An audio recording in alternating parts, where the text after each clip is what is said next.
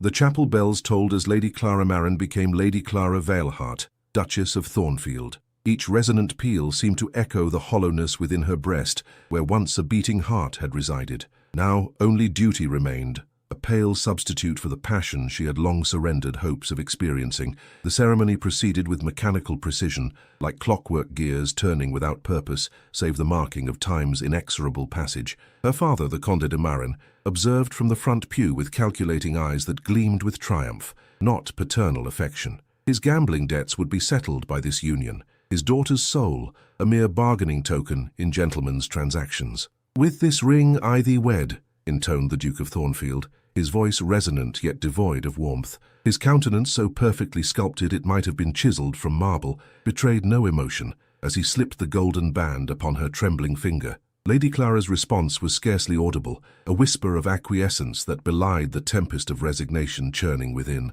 The assembled aristocracy watched with approving nods, a proper match, they thought, between a man of impeccable lineage and a woman of suitable breeding, if diminished fortune. "May the Lord bless this sacred union," pronounced the bishop with sonorous finality. Yet when their hands touched during the exchange of vows, Clara sensed not divinity but cold stone, the joining of two strangers bound by parchment and propriety, not by providence. The wedding breakfast proceeded with elegant restraint at Thornfield House, the Duke's ancestral seat. Crystal caught the weak winter light, casting prisms across damask tablecloths and polished silver. Toasts were offered. Champagne flutes clinked with delicate precision. Through it all, Clara smiled with practiced serenity, a porcelain facade concealing the cracks spreading through her spirit. "Your Grace," she said, when they found a moment alone in the grand library, her eyes fixed upon the leather-bound volumes rather than her new husband's face, "I shall endeavor to be a wife worthy of your name and station." The Duke regarded her with distant civility.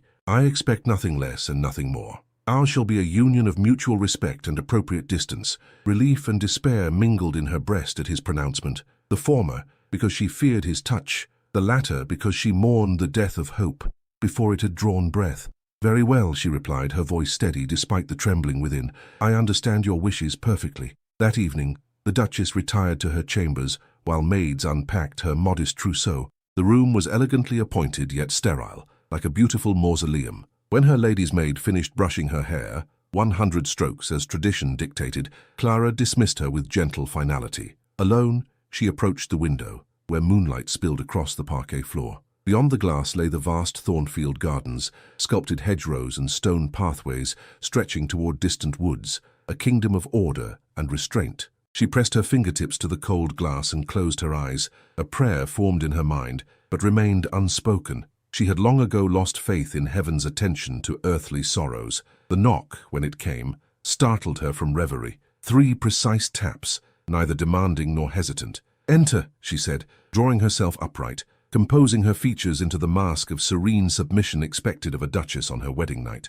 The door opened, and her husband stood upon the threshold, clad in a midnight blue dressing gown. His expression revealed nothing of his intentions or expectations. "Madam," he said with formal correctness, "I trust you find your accommodations satisfactory." "Indeed, Your Grace, they are most commodious." He nodded once, stepping into the room and closing the door behind him. The lock engaged with a soft, definitive click. Clara's breath caught in her throat, not from anticipation but from the resigned acceptance of what must follow. She had been raised to understand her wifely obligations. Duty, always duty, the cornerstone of noble existence. The Duke approached, each measured step closing the distance between their bodies, while the gulf between their souls remained vast as oceans. "Before we proceed with what convention demands," he said, his voice low and measured, "I believe we should establish understanding between us." She lifted her gaze to his, surprised to find not lust, but something akin to weariness in his grey eyes. "Understanding, Your Grace?"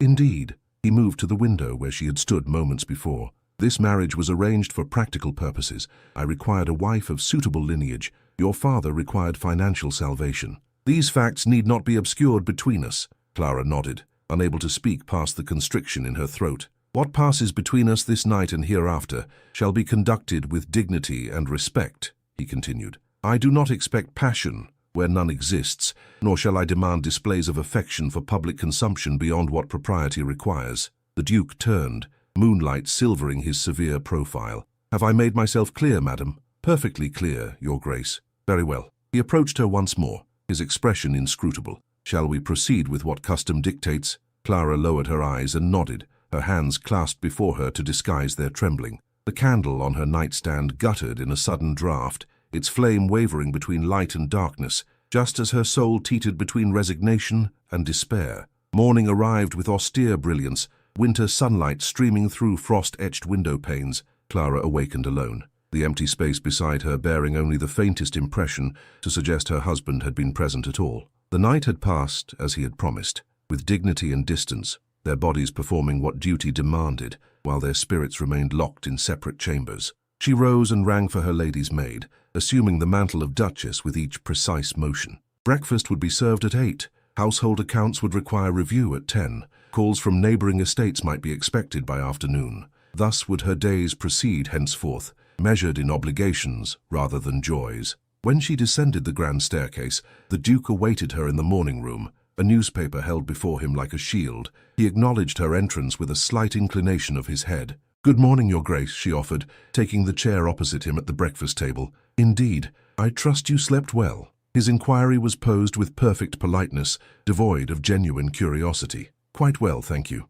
Silence descended between them, broken only by the delicate clink of silver against porcelain. Clara buttered a piece of toast with methodical precision, though her appetite had abandoned her entirely. "I shall be occupied with estate business until dinner," he informed her, folding his newspaper with crisp movements. "You may wish to familiarize yourself with the household in my absence.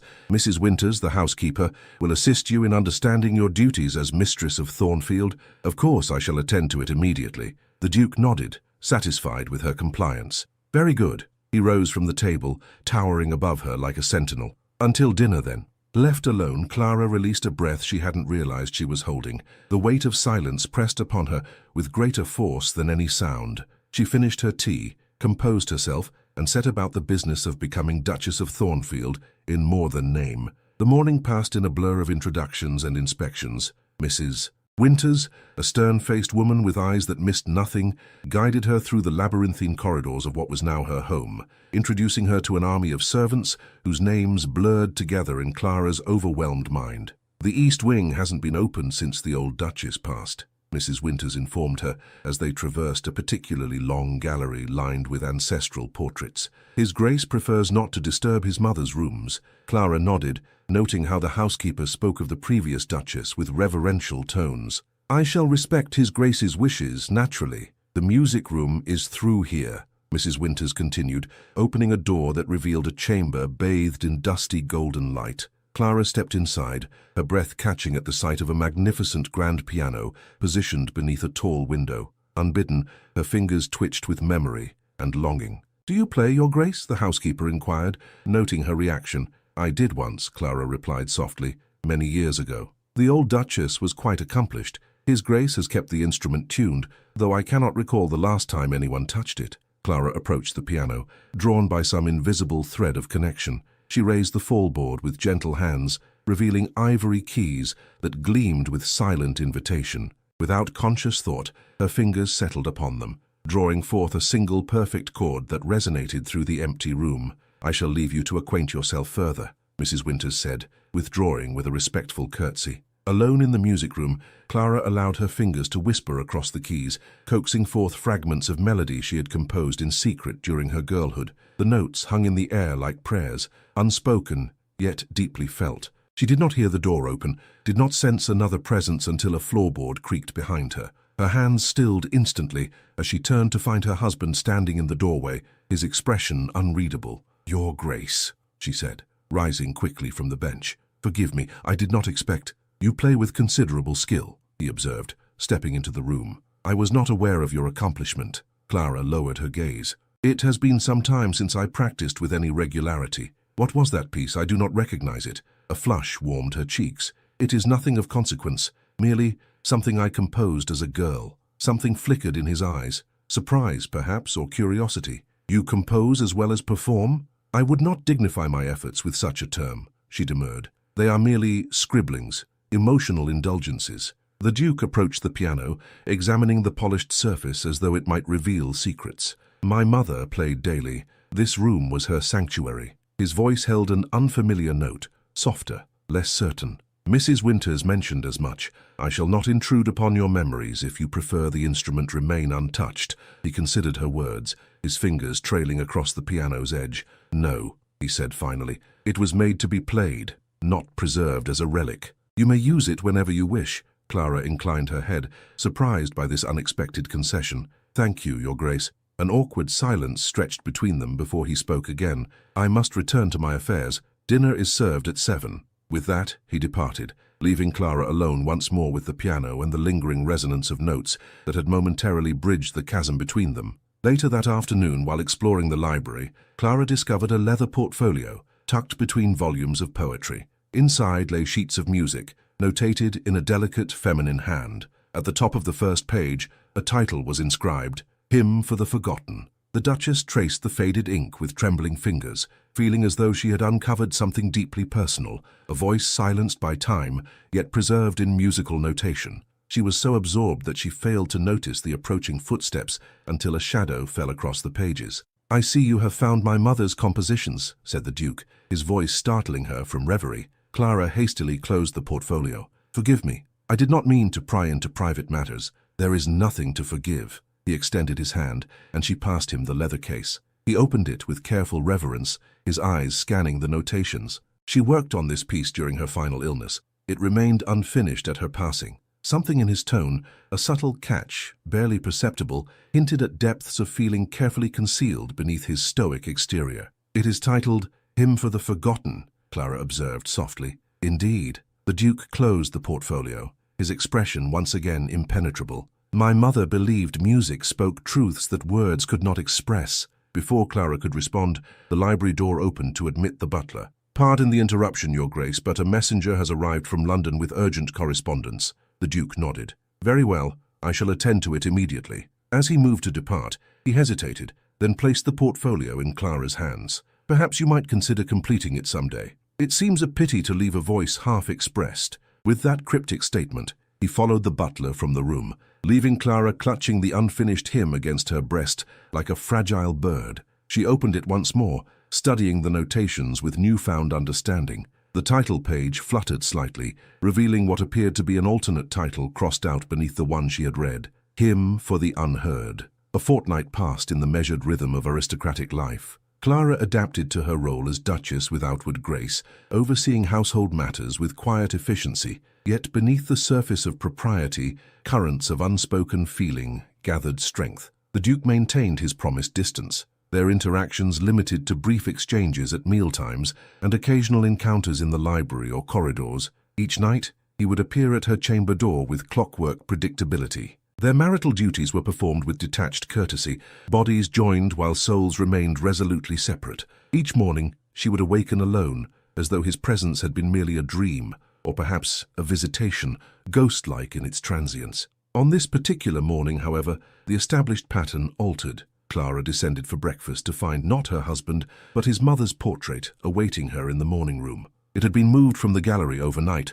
and now occupied the space above the mantelpiece, the former Duchess's serene countenance gazing down upon the breakfast table with enigmatic benevolence. His Grace ordered it placed here at first light, explained the butler when Clara inquired. He departed for the tenant farms before dawn and indicated he would not return until evening. Clara studied the portrait with renewed interest. Lady Catherine Veilhart had possessed beauty of a refined, ethereal quality. Dark hair swept elegantly upward, revealing a slender neck and delicate collarbones, but it was her eyes that commanded attention, piercing yet gentle, knowing yet compassionate. She appears to have been a remarkable woman, Clara observed. Indeed, Your Grace, the most gentle of souls, yet possessed of uncommon strength. The butler's voice softened with evident fondness. She transformed this house from a mausoleum into a home. Clara's gaze remained fixed upon the painted eyes that seemed to look through her rather than at her. How long has she been gone? These 10 years past, Your Grace. His Grace has never fully recovered from the loss, though he would permit no one to speak of it. This revelation illuminated something of her husband's remote demeanor, grief calcified into habit over a decade of solitude. Clara felt a flutter of compassion stir within her breast, quickly suppressed by the reminder that understanding was not the same as intimacy. After breakfast, drawn by some inexplicable impulse, Clara returned to the music room. The Duke's mother's portfolio lay upon the piano where she had left it days earlier.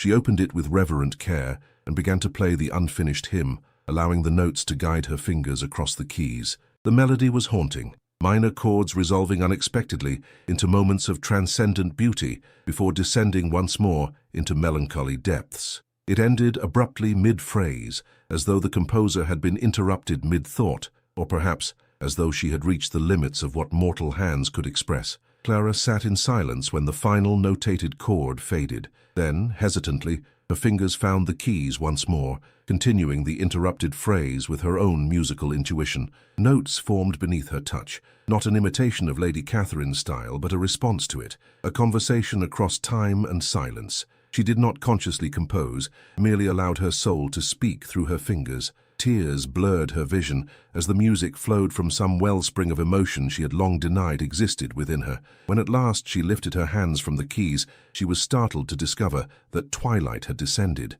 casting the room in violet shadows. More startling still was the realization that she was not alone. The Duke stood in the doorway, his tall frame silhouetted against the dimly lit corridor beyond. How long he had been there, listening, Clara could not guess. His expression, half concealed in shadow, revealed nothing of his thoughts. "Your Grace," she said, rising hastily from the bench, "I did not hear you return." "Evidently," he replied, his voice uncharacteristically subdued. He entered the room fully, approaching the piano with measured steps. "You have continued my mother's composition." It was not a question, yet Clara felt compelled to answer.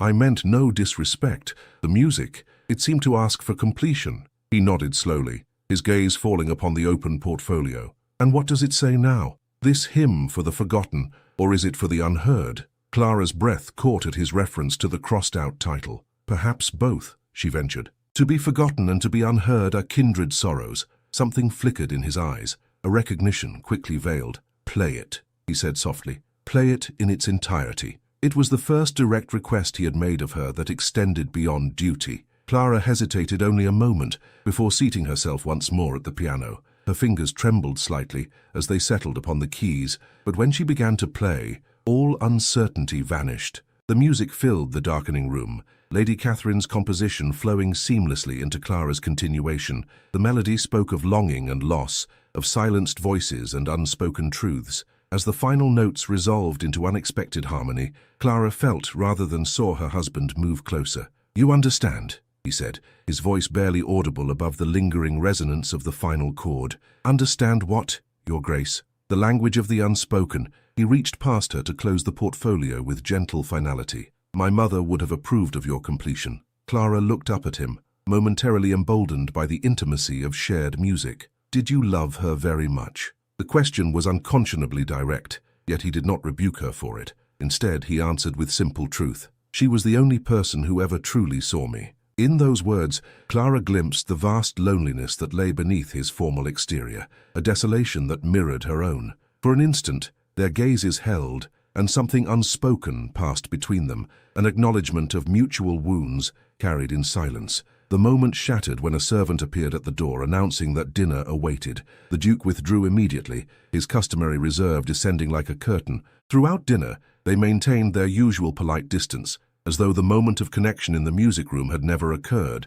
Yet Clara sensed a subtle shift in the atmosphere between them, like the almost imperceptible change in barometric pressure that precedes a storm. When she retired that evening, she found upon her dressing table a small velvet box. Inside lay a delicate silver key of antique design. No note accompanied it, but its significance was clear when she discovered it fit the lock of Lady Catherine's music room, a room she now realized had been kept locked until her arrival at Thornfield. As Clara prepared for bed, wondering at this unexpected gesture, a knock sounded at her door. 3 precise taps, neither demanding nor hesitant. Yet when she bid him enter, the Duke remained upon the threshold, making no move to approach her bed, as was their established custom. "I shall not disturb your rest tonight," he said, his voice carefully neutral. Before she could respond, he continued, "The piece you played this evening, would you consider notating your contribution? It deserves to exist beyond the moment of its creation." The request held meaning beyond its surface,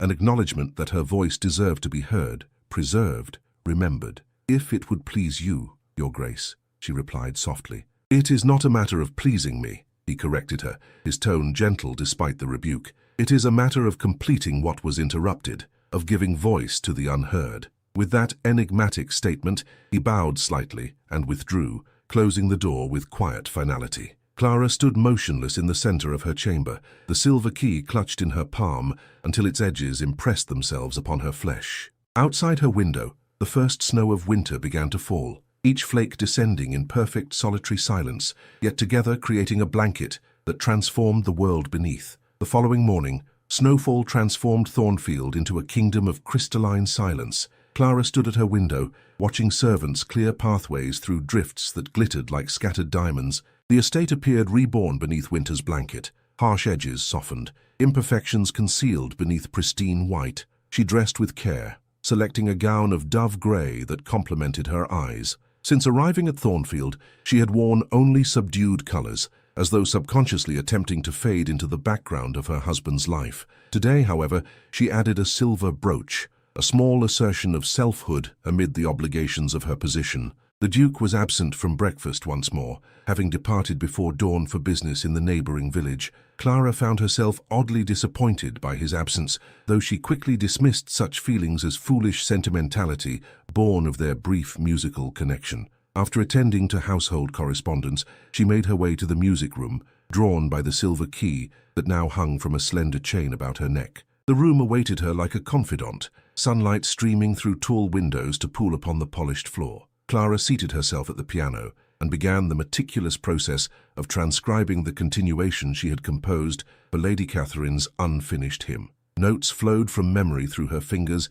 and onto the page, a translation from ephemeral sound to permanent record. "You have a remarkable gift," said a voice from the doorway. Clara turned, startled to find not her husband but an elderly woman observing her with keen interest. The visitor's silver hair was arranged in an elegant coiffure, her black silk gown suggesting both wealth and mourning. "Forgive me," the woman continued, advancing into the room with the aid of an ebony walking stick. "I did not mean to intrude upon your solitude. I am Lady Thornfield, the Dowager Duchess and Gabriel's mother-in-law from his first marriage." Clara rose immediately, curtsying with respect. "Your Grace, I am honored to make your acquaintance." The Dowager Duchess smiled, her expression warming her austere features. "Please, my dear, we need not stand on such ceremony when alone. I have come to welcome you to Thornfield and to satisfy my curiosity about the woman my nephew has chosen." "Nephew?" Clara echoed, confusion evident in her tone. "Did he not explain? Gabriel became Duke of Thornfield through his marriage to my daughter Eleanor.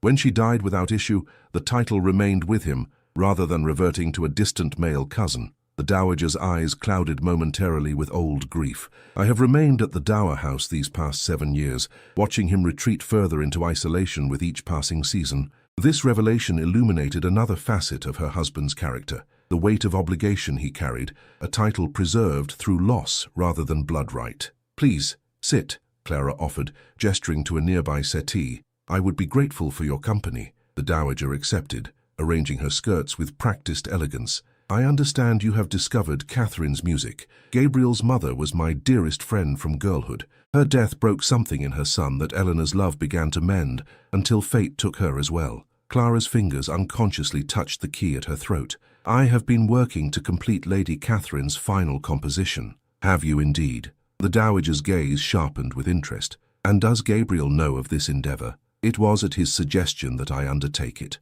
This answer seemed to please the older woman greatly. "Then perhaps there is hope after all. Gabriel has guarded his mother's music as jealously as a dragon its treasure. That he would entrust it to you speaks volumes about what he sees in you, whether he acknowledges it or not." Clara felt a flush warming her cheeks. "I fear you misinterpret his gesture, Your Grace. Our marriage is one of convenience, not affection." The dowager's lips curved in a knowing smile. "My dear, I have observed Gabriel Valhart since he was a solemn child of 7. He does nothing without purpose, grants nothing without reason. If he has given you access to Catherine's music, it is because he recognizes something in your soul that resonates with his own." Before Clara could formulate a response to this startling assessment, a commotion erupted in the entrance hall. Raised voices penetrated even the solid oak door of the music room, one in particular striking Clara with the force of a physical blow. "I demand to see my daughter immediately," bellowed the unmistakable voice of the Conde de Marennes. Clara rose instinctively, her body tensing as though bracing for impact. The Dowager Duchess observed her reaction with shrewd understanding. "Your father, I presume?" she inquired, her tone deceptively mild. "Yes," Clara whispered, her composure crumbling beneath the weight of memories his voice evoked. Sharp words, disappointed glares, the constant reminder that she had failed to be the son he desired. "Then we shall meet him together," declared the dowager, rising with surprising vigor for one of her years. "No one terrorizes a Thornfield bride while I draw breath." Clara had no opportunity to protest this declaration before the music room door burst open to admit her father. The Conde had aged noticeably in the month since she had last seen him, his once handsome features now ravaged by dissipation and anger. His traveling clothes bore evidence of haste and carelessness, his eyes bloodshot from drink or sleeplessness, perhaps both. "There you are," he spat, glaring at Clara with undisguised contempt. "Playing at being Duchess, while your family faces ruin." Clara's throat constricted, familiar shame flooding her veins like poison. "Father, may I present Lady Thornfield, the Dowager Duchess?" "I care nothing for introductions," he interrupted, advancing into the room with predatory intent. "I have come about the quarterly allowance your husband promised as part of your marriage settlement. It has not been paid." The Dowager Duchess drew herself up to her full height, her walking stick planted firmly upon the floor like a scepter. "Sir, you forget yourself. This is not some common tavern where you may bellow demands. You address a duchess in her own home." The Conde barely spared her a contemptuous glance. "This matter does not concern you, madam. It is between me and my daughter." "Everything that occurs within these walls concerns me," the dowager retorted, her voice gaining an edge of steel. "And you would do well to remember that your daughter is now Duchess of Thornfield, not your personal property to browbeat at will." Clara felt something unfamiliar stirring within her breast, not fear, which had been her constant companion in her father's presence since childhood, but a strange, fragile dignity born of the dowager's fierce defense. "Father," she said, her voice soft yet steady, "if there has been some irregularity regarding the settlement, I am certain His Grace will address it upon his return. However, I must ask that you compose yourself and observe the proprieties due to this house and its mistress." The Conde's face darkened with rage. "You dare to lecture me on propriety? You who have failed in every filial duty? Your mother would be ashamed to see what you have become, a cold, ungrateful creature who abandons her family at the first opportunity."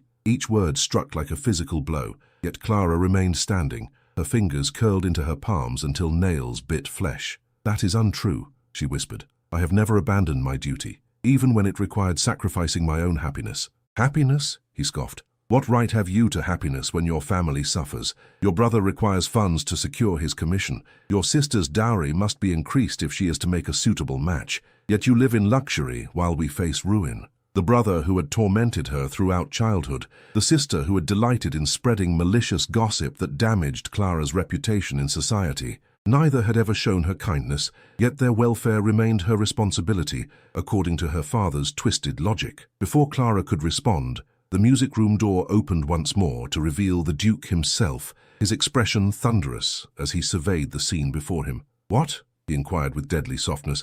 "Is the meaning of this intrusion?" The Conde turned, momentarily startled by the Duke's arrival, before recovering his belligerence. "I have come about the quarterly payment you promised. It has not been received." "Indeed?" The Duke's voice remained dangerously calm as he closed the door behind him with deliberate precision. "How curious, given that I dispatched it to your solicitor not 3 days past, along with explicit instructions that it was to be the final payment you would ever receive from this household." The room fell silent, the Conde's face paling beneath its ruddy hue. "Final payment? What trickery is this? The agreement specified quarterly payments for the duration of 1 year," the Duke interrupted. "I have, out of respect for my wife's position, chosen to fulfill that obligation in a single lump sum, thus severing all financial connections between Thornfield and your household permanently." The Conde's expression contorted with rage and desperation. "You cannot do this. My daughter has obligations to her family that supersede even her marital vows." "On the contrary," replied the Duke, advancing into the room with measured steps. "Upon becoming my wife, Lady Clara's primary obligation transferred to me and to this household. I will not have her peace disturbed by your endless demands." He turned to Clara, his gaze softening almost imperceptibly. "Are you well, madam?" The simple inquiry, devoid of his usual formality, unleashed something within Clara's breast, a flutter of unexpected warmth. "Yes, your Grace. The Dowager Duchess has been most kind." The Duke acknowledged his aunt with a respectful nod, before returning his attention to the Conde. "Sir, your carriage awaits. I suggest you make use of it before I am forced to have you removed bodily from these premises." "This is not the end of this matter," the Conde hissed, backing toward the door, his gaze fixed upon Clara with malevolent promise. "Remember who you are and where you come from, daughter. You cannot escape your blood or your obligations, no matter how grand your new title." When he had gone, silence descended upon the music room, broken only by the crackling of the fire in the grate. The Dowager Duchess was the first to speak. "Well," she said briskly, "I believe tea is in order after such unpleasantness. Shall we adjourn to the drawing-room?" Clara could only nod, her composure maintained by the thinnest thread of will. As they moved toward the door, the Duke's hand lightly touched her elbow. A fleeting contact, yet it steadied her more effectively than any words of comfort could have done. "You need never see him again," he said quietly, for her ears alone. "I give you my word." In that moment, something shifted between them. A key turning in a lock long thought rusted shut. January deepened, enfolding Thornfield in ever more elaborate manifestations of winter's artistry. Frost etched delicate patterns across window panes, icicles hung like crystal daggers from eaves, snow piled in sculptural drifts against ancient stone walls. Inside, fires blazed in grand hearths, casting flickering light across polished floors and burnished wood. Clara found herself settling into an unexpected rhythm within her marriage. The Duke no longer visited her chamber at night, their brief physical connection apparently deemed sufficient for propriety's sake. Instead, they established a different, more meaningful communion. Hours spent in the library or music room, often in silence, yet a silence that gradually transformed from awkward to companionable. She continued working on the completion of Lady Catherine's hymn, sometimes aware of her husband's presence as he stood by the window, listening with an intensity that suggested he heard far more than mere notes. On rare occasions, he would offer a suggestion, perhaps a minor seventh there, or the phrase might resolve more naturally if, revealing a musical knowledge that surprised and intrigued her. The Dowager Duchess became a regular visitor, bringing warmth and wisdom to the great house. From her, Clara learned the history of Thornfield and its inhabitants, stories of Lady Catherine's kindness and intelligence, of the Duke's childhood solemnity and unexpected flashes of humour, of his first wife's gentle spirit and untimely death. "Eleanor was consumptive from childhood," the Dowager confided during one afternoon visit. "We all knew her time with us would be brief. Gabriel married her,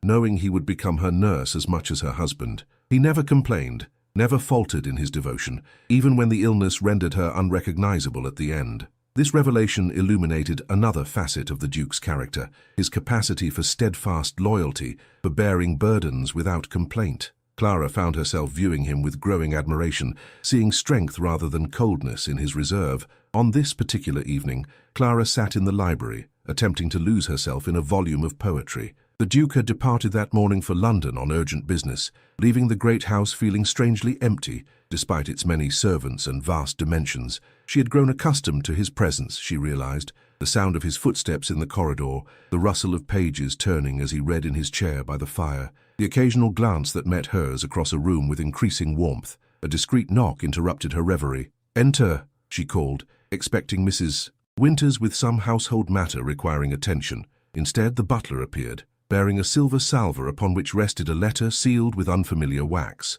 "This arrived by special messenger, Your Grace." Clara accepted the missive with a murmured thanks. The handwriting was unknown to her, the seal bearing no recognizable crest. Breaking it open, she unfolded the single sheet within and began to read. With each word, her blood ran colder, her fingers clutching the paper until it crumpled beneath her grasp. The letter contained no signature, yet its message was devastatingly clear. Detailed allegations regarding her father's disreputable activities, including gambling debts, associations with known criminals, and most damning of all, fraudulent manipulation of the marriage settlement between herself and the Duke. "Your husband is not the first nobleman to purchase you," the letter concluded with vicious clarity. "Ask him what truly became of his first wife's fortune and why he required yours to replace it." Clara sat motionless, the letter trembling in her grasp as she struggled to make sense of its implications. Was this merely malicious gossip designed to create discord in her marriage? Or could there be truth hidden within the venomous words? She recalled her father's unexpected appearance, his rage at learning the settlement had been paid in full. Had there been something more behind his anger than simple greed? And the Duke's insistence on severing all financial ties with her family, had that been protective of her or self-serving? The questions multiplied like shadows at dusk, each one darker than the last. Clara returned the letter to its envelope with hands that had grown steadier with resolution. She would not allow anonymous poison to undermine the fragile trust. growing between herself and her husband. When he returned from London, she would show him the letter and observe his reaction with clear eyes. Having reached this decision, she moved to place the envelope in her writing desk, only to discover a second letter had arrived during her daily activities and been placed there by a well-meaning maid. This one bore her father's unmistakable seal. With considerable trepidation, she opened it, finding within a document of legal terminology that, upon careful reading, revealed itself to be a draft of the original marriage settlement between herself and the Duke. Certain passages were underlined in her father's aggressive hand, with annotations suggesting the Duke had altered terms after signing but before execution of the agreement. If true, it would constitute fraud, a crime that could ruin her husband's reputation and possibly lead to criminal charges. Yet why would her father provide evidence that implicated himself as well? The answer came in a brief note accompanying the document. Destroy the original agreement in your husband's possession, replace it with this amended version, and the quarterly payments will continue as promised. Refuse, and I shall be forced to reveal the Duke's perfidy to the authorities, bringing scandal upon us all. Blackmail. Her father was attempting to blackmail her into betraying her husband. Clara's breath came in shallow gasps as the full implications clarified in her mind. This was the true reason behind his unexpected visit. His rage at learning the settlement had been paid in full. Without the leverage of ongoing payments, he had resorted to this desperate gambit. But was there truth to his allegations? Had the Duke indeed altered their marriage settlement fraudulently, and if so, for what purpose? Clara carefully refolded both letters and secured them in a hidden compartment of her writing desk. The peaceful rhythm of her days at Thornfield now seemed a naive illusion, shattered by these twin revelations. Trust, so tentatively established between herself and her husband, hung by a thread that these accusations threatened to sever. The library door opened without warning, startling Clara from her troubled reverie. The Duke himself stood upon the threshold, his tall frame silhouetted against the corridor beyond. "Your Grace," she gasped, rising quickly from her seat. "I did not expect your return until tomorrow at earliest. My business concluded more expeditiously than anticipated," he replied, studying her with unexpected intensity. "You are disturbed. Has something occurred during my absence?" His perceptiveness was unsettling. Had her composure grown so transparent to his gaze? Clara hesitated, torn between immediate confrontation and more cautious observation. "Nothing of significance," she prevaricated, her gaze falling to avoid his searching eyes. "Merely household matters that Mrs. Winters and I have well in hand." The Duke advanced into the room, closing the distance between them with measured steps. "You dissemble, madam." "Poorly, if I may say so." Clara lifted her chin, meeting his gaze with newfound determination. "As do you, sir, on occasion. We all have our secrets, do we not?" Something flickered across his features, surprise, perhaps, at her uncharacteristic directness. He removed his gloves with deliberate precision, considering her words before responding. "Indeed," he acknowledged finally, "though I had hoped we might progress beyond such necessity, given recent developments between us." The statement hung in the air, an oblique reference to the subtle warming of their relations, the gradual dissolution of barriers erected at their marriage's commencement. "As had I," Clara admitted softly. "Yet I find myself confronted with questions I had not thought to ask." "Then ask them," he invited, his voice low and steady. "I would have honesty between us, if nothing else." Clara drew a deep breath, her decision made. "Very well. What truly became of your first wife's fortune, and why did you require mine to replace it?" The color drained from the Duke's face, leaving him ashen in the firelight. His hands, usually so steady, clenched convulsively at his sides. "Who," he asked with deadly quietude, "has been poisoning your mind with such questions?" Clara retrieved the anonymous letter from her desk, extending it toward him without comment. He accepted it, scanning its contents with rapid intensity. When he looked up, his expression had hardened into something she had never before witnessed, a cold fury that transformed his handsome features into a mask of barely contained rage. "I see," he said, his voice controlled to the point of brittleness. "And you believed these allegations sufficient to doubt my character and intentions?" "I did not say I believed them," Clara countered, maintaining her composure despite the thunderous atmosphere developing between them. "I merely asked the question they raised, as is my right as your wife and the mistress of this household." For a moment, she thought he might refuse to answer, might retreat behind the wall of icy formality that had characterized their early interactions. Instead, he moved to the fireplace, staring into the flames as though seeking guidance from their dancing light.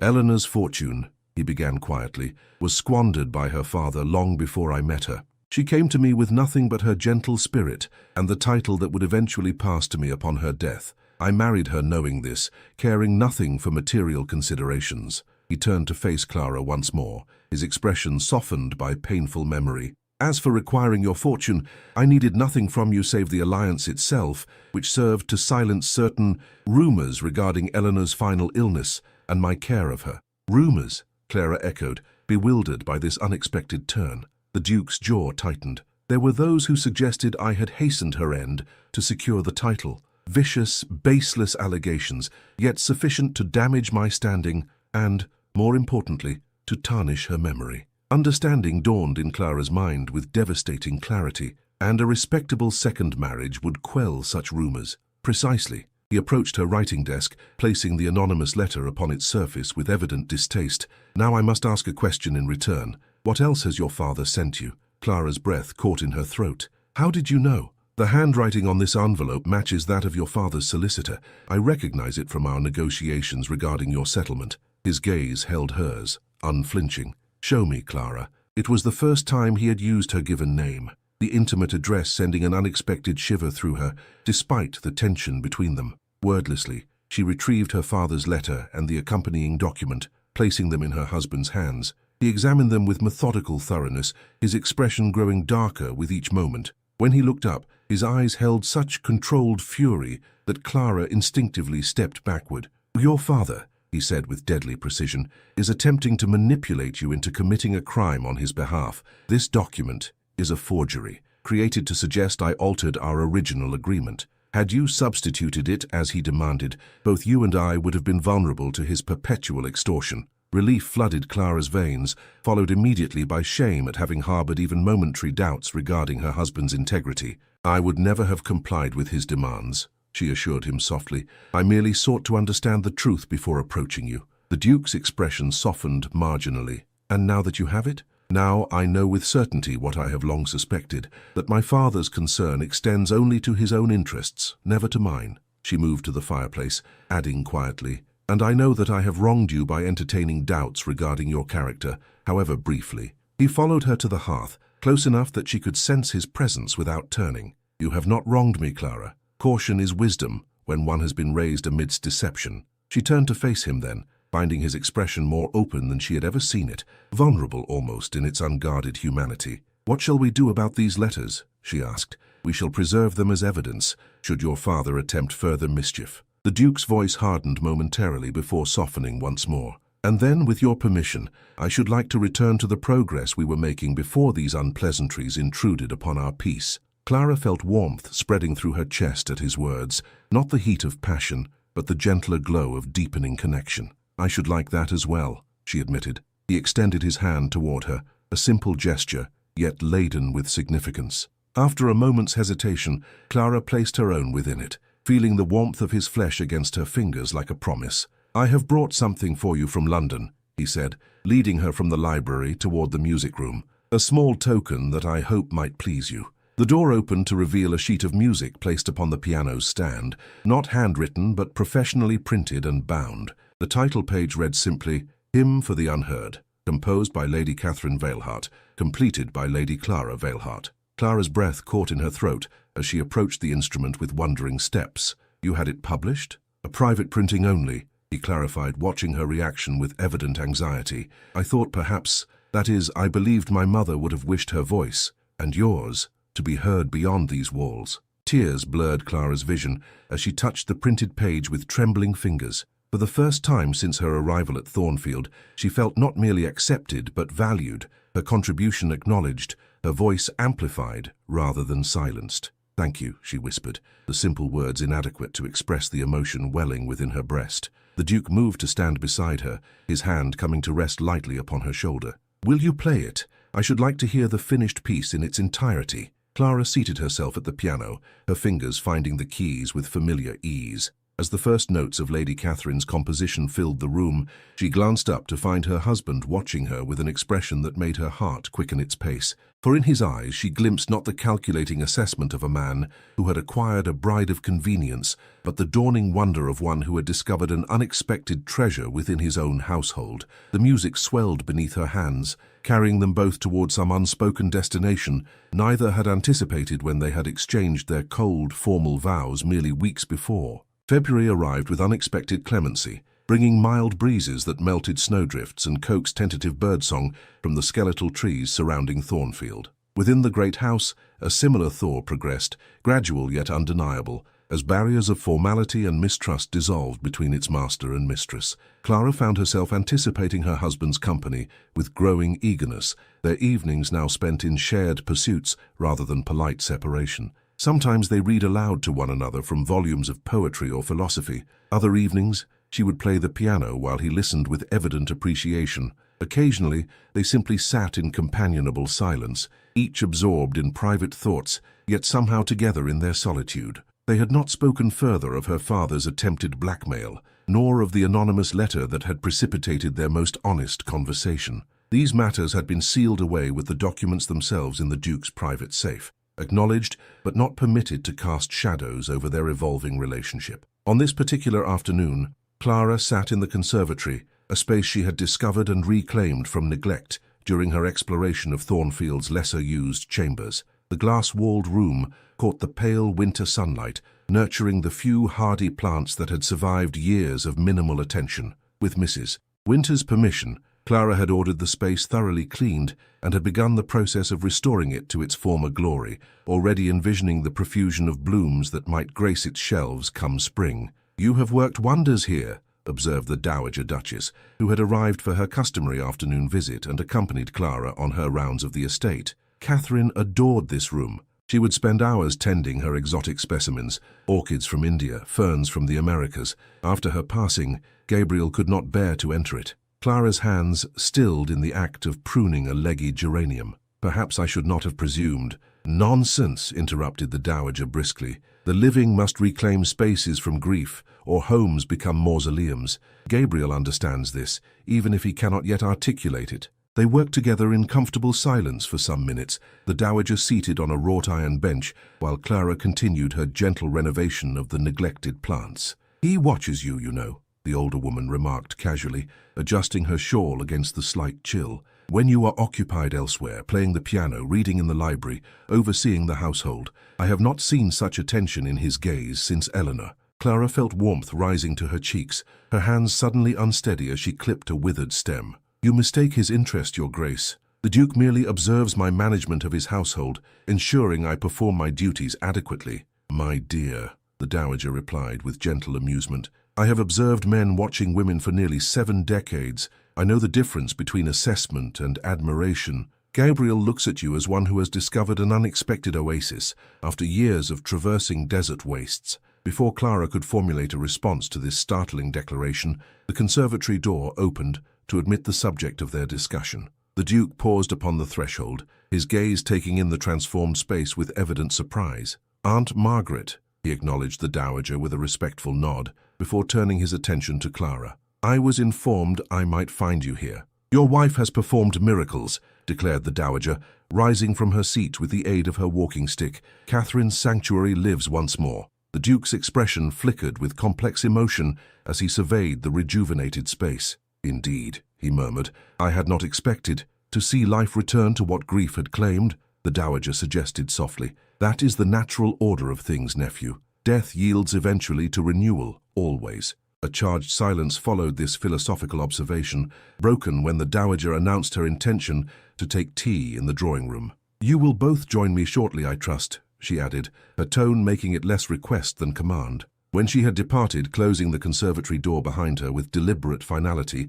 Clara and the Duke found themselves alone amid the greenery and watery sunlight. "I hope I have not presumed too greatly in restoring this space," Clara ventured, suddenly anxious that she had trespassed upon sacred memory. The Duke approached slowly, his gaze traveling from the pruned plants to the cleaned glass panes, through which afternoon light streamed in misty radiance. "On the contrary," he replied, his voice unusually gentle. You have reminded me that beauty need not be abandoned to decay merely because its original cultivator is gone. He reached out to touch a fragile fern frond, his fingers surprisingly delicate for a man of his stature. My mother would be pleased, he added softly. She always said gardens were proof of hope. One plants without certainty that one will live to see the bloom. Clara watched his profile, struck by the vulnerability evident in his expression, a softening of the stern features she had first encountered upon their wedding day. I found sketches, she admitted, in a portfolio beneath the potting bench, plans for spring plantings, drawings of arrangements. I thought perhaps when the weather warms fully, you would recreate her vision, he asked, turning to regard her with intensity that made her breath catch. Not recreate, Clara corrected gently. Continue. As with the hymn, some voices deserve to be carried forward, not merely commemorated. Something shifted in his gaze, a recognition, perhaps, or a decision reached after long deliberation. You understand preservation without stagnation, he observed. It is a rare wisdom.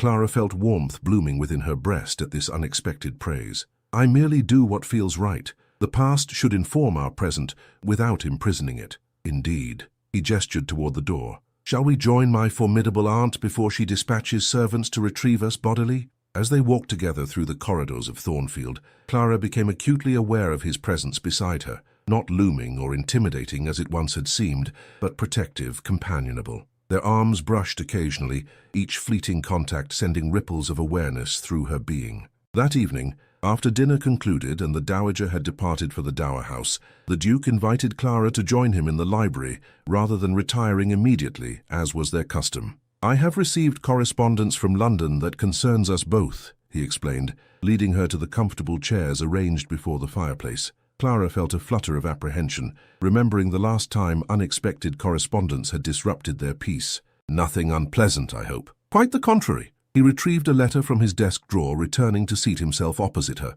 It seems your musical collaboration with my mother has attracted attention beyond our private circle. The Royal Philharmonic Society has requested permission to perform Hymn for the Unheard at their spring concert series. Clara's hand flew to her throat in astonishment. But how did they obtain knowledge of its existence? You said the printing was private. I may have sent a copy to my mother's former music master, who now serves as conductor for the society. The Duke's expression held a hint of sheepishness, an endearing crack in his usual composure. I did not anticipate such an enthusiastic response. I am overwhelmed, Clara admitted, her mind struggling to comprehend this unexpected development. To have your mother's work performed in such a venue? Our mother's work, he corrected gently. The composition belongs to you both now. The simple acknowledgement of her contribution brought unexpected tears to Clara's eyes. Throughout her life, her accomplishments had been dismissed or appropriated by others, her father claiming credit for her management of his household,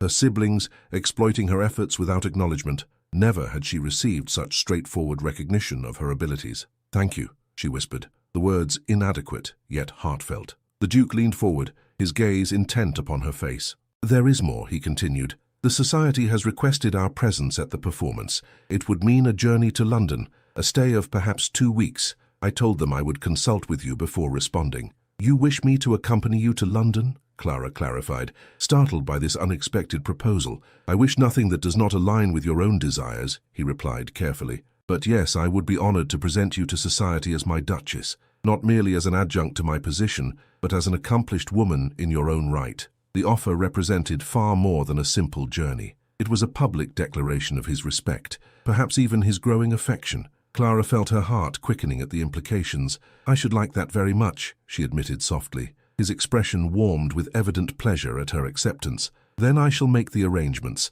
We will depart at month's end, when travelling conditions improve further. They sat in comfortable silence for several moments, the fire crackling gently in the grate, casting flickering shadows across the book-lined walls. Clara found herself studying her husband's profile, the strong line of his jaw, the thoughtful set of his mouth, the occasional reflection of firelight in his eyes. How different he seemed from the cold, formal man who had stood beside her at the altar merely months ago. Gabriel, she said, using his given name for the first time, the intimate address causing him to turn toward her with surprise evident in his features. May I ask you something of a personal nature? He nodded, his expression carefully neutral yet attentive. You may ask anything you wish. Clara chose her words with deliberate care. When we were first married, you established certain expectations regarding our relationship. A union of respect and appropriate distance, I believe you called it. I recall my words, he acknowledged, his voice betraying nothing of his thoughts. I wonder if... She paused, gathering courage before continuing. If your views on that arrangement have altered in any way given our recent understanding. His eyes held hers with unexpected warmth. They have altered considerably, he admitted softly. Though I would not presume... The library door opened suddenly, revealing a breathless footman. Your Grace, urgent news from London. The footman's appearance cast a pall over what had promised to be a moment of profound connection between Clara and her husband. The Duke rose immediately, his features composing themselves into the mask of aristocratic control she had once found so intimidating. Speak, he commanded, accepting the sealed letter the servant extended with trembling hands. A messenger rode through the night, Your Grace. He awaits below should you require immediate response. The Duke broke the seal with practiced efficiency, scanning the contents with increasing gravity. Clara observed the subtle tightening of his jaw, the slight narrowing of his eyes, signs she had learned to interpret during their months together. What news? She inquired softly when the footman had been dismissed. Gabriel looked up, seemingly startled to find her still present, as though the contents of the letter had transported him to some distant mental landscape. Forgive me, he said, his voice regaining its customary steadiness. It appears my presence is required in London with greater urgency than anticipated. Lord Hartfield has died suddenly, leaving the chairmanship of the Parliamentary Committee on Colonial Affairs vacant. As his deputy, I am summoned to assume his responsibilities until a permanent replacement is appointed. Clara absorbed this information, recognizing its significance. Her husband rarely spoke of his political activities, yet she had gleaned from household correspondence that his position commanded considerable respect among his peers. When must you depart? She asked, already calculating what arrangements would be necessary. At first light, he hesitated, visibly conflicted. Clara, I must ask that I accompany you, she finished for him, rising from her chair with quiet determination. Of course, I shall instruct my maid to begin packing immediately. Surprise registered briefly in his expression. You understand, this is not the leisurely introduction to London society I had envisioned. The circumstances will necessitate long hours of parliamentary business, leaving you frequently alone in unfamiliar surroundings. I understand perfectly, she assured him. Yet I would rather be alone in London than remain at Thornfield while you face these responsibilities without support. Unless, she added, sudden doubt clouding her certainty, you would prefer I remain behind. No, he answered with unexpected swiftness. That is, I would welcome your companionship if you are certain it would not prove disagreeable. The exchange was interrupted by Mrs. Winters, who appeared at the library door with her customary efficiency. Forgive the intrusion, Your Grace, but cook requires instructions regarding tomorrow's meals given the late hour. Clara turned to her husband with newfound confidence. If you will excuse me, I shall see to the household arrangements for our departure. There is much to be done before morning. He inclined his head, something like admiration warming his gaze. As always, I defer to your superior management of domestic matters. The night passed in a flurry of activity. Trunks packed, servants instructed, arrangements made for the estate's management during their absence. Clara moved through these tasks with practiced competence, finding unexpected pleasure in applying her organizational skills to a purpose that united rather than separated her from her husband. Dawn found them departing Thornfield in the Duke's well-appointed travelling carriage, the pale winter sun just beginning to gild the eastern horizon. Clara watched the great house recede in the distance, struck by how differently she regarded it now, compared to her arrival as a nervous bride. What had once seemed an imposing prison had somehow transformed into a sanctuary. She was reluctant to leave. We shall return within the month, Gabriel remarked, noting her backward glance. Sooner, if parliamentary business permits. Clara turned to him with a small smile. I was merely reflecting on how one's perception of a place can change with time and experience. Indeed, his gaze held hers with unexpected warmth, and not only places, but people as well. The journey to London required 2 days of travel, with an overnight stay at a coaching inn of superior quality. Clara had never ventured beyond the confines of her father's modest country estate and the neighbouring village. Each mile brought new sights that she observed with quiet wonderment. Gabriel proved an attentive travelling companion, pointing out landmarks of historical significance and sharing childhood memories of journeys taken alongside his mother. These glimpses into his early years revealed a vulnerability beneath his formal exterior that endeared him to Clara in ways she had not anticipated. They arrived in London as evening descended, the city's countless windows glowing with lamplight against the darkening sky. Clara peered from the carriage window, momentarily overwhelmed by the cacophony of sounds, the press of buildings, the sheer vitality of metropolitan existence. "It can be rather overwhelming at first," Gabriel observed, watching her reaction with gentle understanding, "though you will find our townhouse provides adequate sanctuary from the city's ceaseless activity." The Thornfield London residence occupied a prime position in Grosvenor Square, its elegant facade distinguished by tasteful restraint rather than ostentatious display. A liveried butler and several footmen awaited their arrival, moving with practiced efficiency to unload luggage and escort them within. "Welcome to Thornfield House, Your Grace," the butler intoned, bowing deeply to Clara. "We have prepared the Duchess's suite as instructed." Gabriel escorted her through the entrance hall, its proportions less imposing than Thornfield proper, yet no less elegant. "I regret that I must attend to correspondence immediately," he explained, as they climbed the main staircase. "Parliamentary matters wait for no man, it seems. Will you be comfortable retiring without company this evening?" "Of course," Clara assured him, concealing her disappointment beneath practiced composure. "You must attend to your responsibilities without concern for my entertainment." He paused at the top of the stairs, regarding her with an expression that suggested he saw through her polite acquiescence. "Perhaps," he ventured, "you might join me in the study after you have refreshed yourself. The business is tedious, but your presence would make it considerably less so." The invitation, tentative yet sincere, warmed Clara's heart more than any grand gesture could have done. "I should like that very much," she replied softly. Her suite of rooms proved elegant without ostentation, decorated in soothing shades of blue and silver.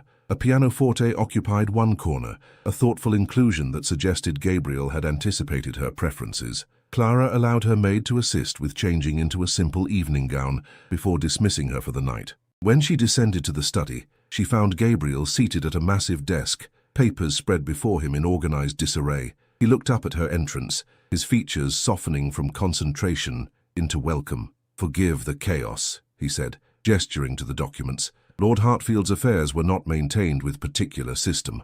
Clara moved to stand beside him, surveying the jumble of correspondence, reports, and parliamentary notes. "Perhaps I might assist? I have some experience organizing household accounts and correspondence." He regarded her with surprise that quickly transformed into thoughtful consideration. "These are not mere household matters, but affairs of state that many would consider beyond a woman's proper sphere." "And what do you consider my proper sphere?" she inquired, a gentle challenge in her tone. A smile, rare and transformative, briefly illuminated his features. "Increasingly I find myself unable to discern its boundaries. Very well. If you are willing, I would welcome your assistance." Thus began an unexpected partnership. As Gabriel explained the committee's function and challenges, Clara applied her organizational skills to imposing order upon chaos. Hours passed in comfortable collaboration, punctuated by occasional discoveries that prompted discussion, or even, surprisingly, laughter. "How is it possible," Gabriel remarked as midnight approached, "that we have accomplished more in one evening than I anticipated achieving in 3 days? Perhaps because you have been laboring under the misapprehension that political affairs require entirely different skills than household management," Clara suggested, arranging a final stack of correspondence by date and urgency. "In truth, both require attention to detail, systematic thinking, and diplomatic consideration of competing interests." He leaned back in his chair, regarding her with undisguised admiration. "You continue to surprise me, Clara Valhart." The use of her married name, spoken with such evident respect, sent warmth spreading through her chest. "Is that a desirable quality in a duchess?" she inquired lightly. "In a duchess? Perhaps not traditionally," his voice lowered, intimate in the lamp-lit study. "In a wife I find it increasingly essential." The distinction between her title and her more personal relationship to him hung in the air between them, pregnant with implication. Before Clara could formulate a response, the mantel clock chimed midnight, breaking the moment's spell. "It grows late," Gabriel observed, rising from his desk with evident reluctance. "You must be exhausted from our journey." "A little," Clara admitted, though in truth she had never felt more vibrantly alive than in these hours of shared purpose. He escorted her to the foot of the stairs, pausing there with uncharacteristic hesitation.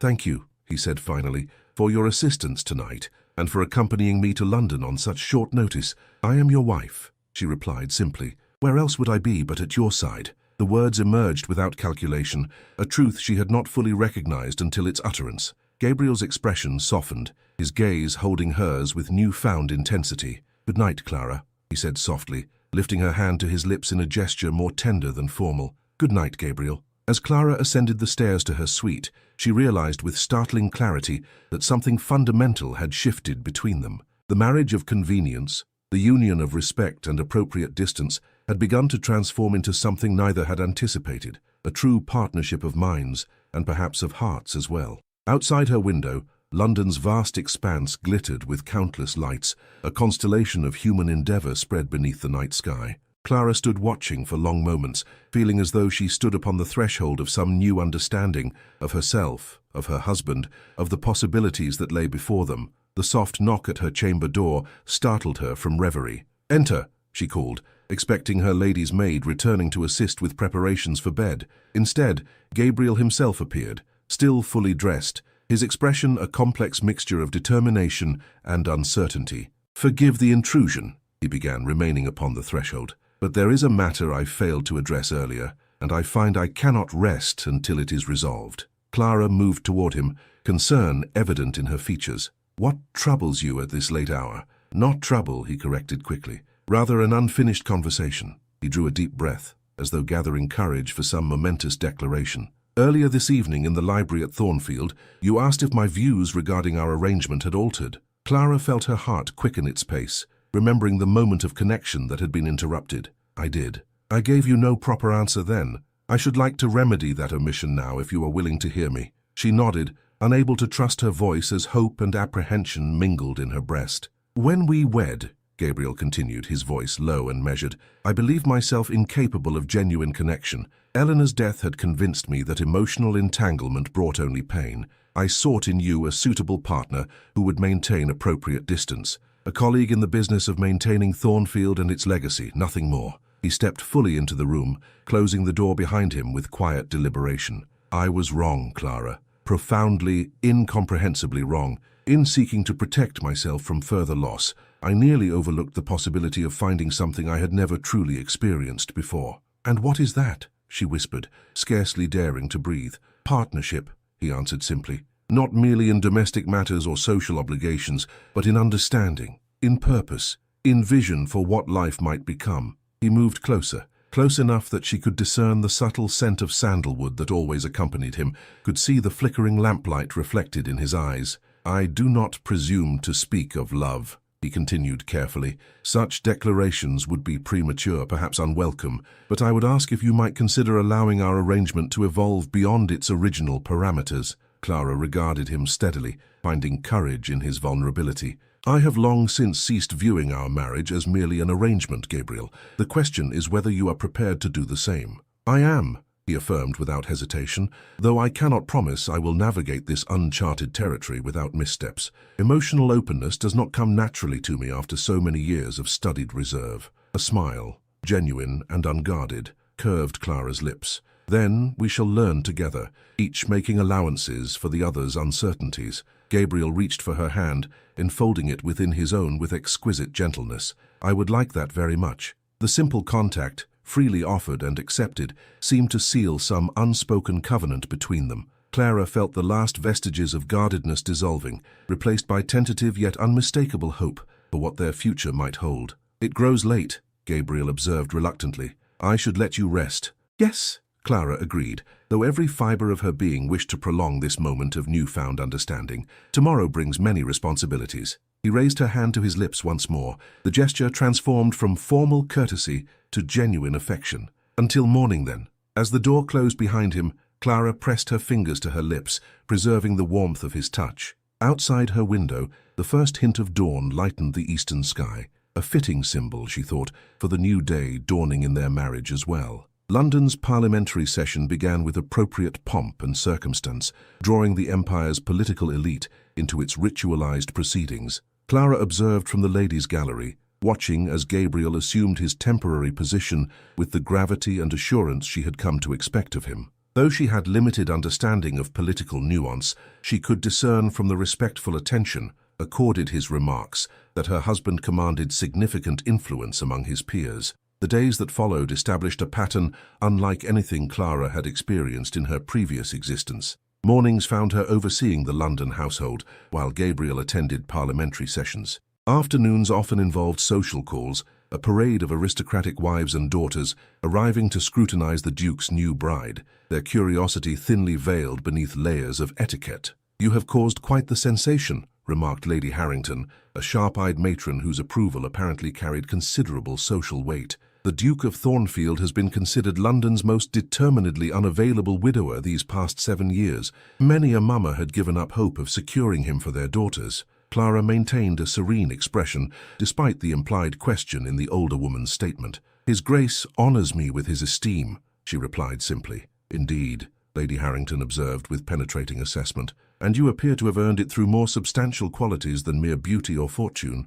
How refreshing." Each evening, Clara and Gabriel would retire to his study, where they continued their collaborative approach to organizing the committee's business. These hours became the highlight of Clara's days. Comfortable silences, interspersed with substantive conversation, occasional touches that lingered longer than propriety strictly dictated, shared smiles that held growing warmth. On this particular evening, a formal diplomatic reception required the Duke and Duchess's attendance. Clara prepared with unusual care, her lady's maid arranging her hair in an elegant coiffure adorned with a simple strand of pearls, a gift from Gabriel that morning, presented with uncharacteristic shyness. "They were my mother's," he had explained, as she examined the lustrous spheres with wondering fingers. "I believe she would have approved of their new owner." Now, as Clara descended the main staircase in a gown of silver-blue silk that complemented her eyes, she found Gabriel awaiting her in the entrance hall, resplendent in formal evening attire. His expression as he beheld her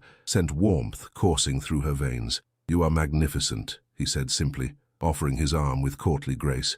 "As are you," she replied, accepting the gesture with newfound confidence in her position both as Duchess and as wife. The reception was held at the Foreign Office, its grand ballroom illuminated by countless candles whose light reflected from crystal chandeliers and gilt mirrors. Distinguished guests from across Europe mingled with Britain's political and social elite, creating a tapestry of languages, titles, and diplomatic agendas. Clara remained at Gabriel's side through the initial formalities, accepting introductions with composed dignity. She had prepared diligently for this moment, studying diplomatic protocols and memorizing the names and positions of key figures they might encounter. "You navigate these waters with remarkable assurance," Gabriel observed during a brief moment of privacy between introductions. "One would think you had been born to diplomatic circles rather than thrust into them through marriage." "I observe and adapt," Clara replied with a modest smile, "though I confess I find the undercurrents of political alliance and rivalry rather similar to the social maneuverings of country neighborhoods,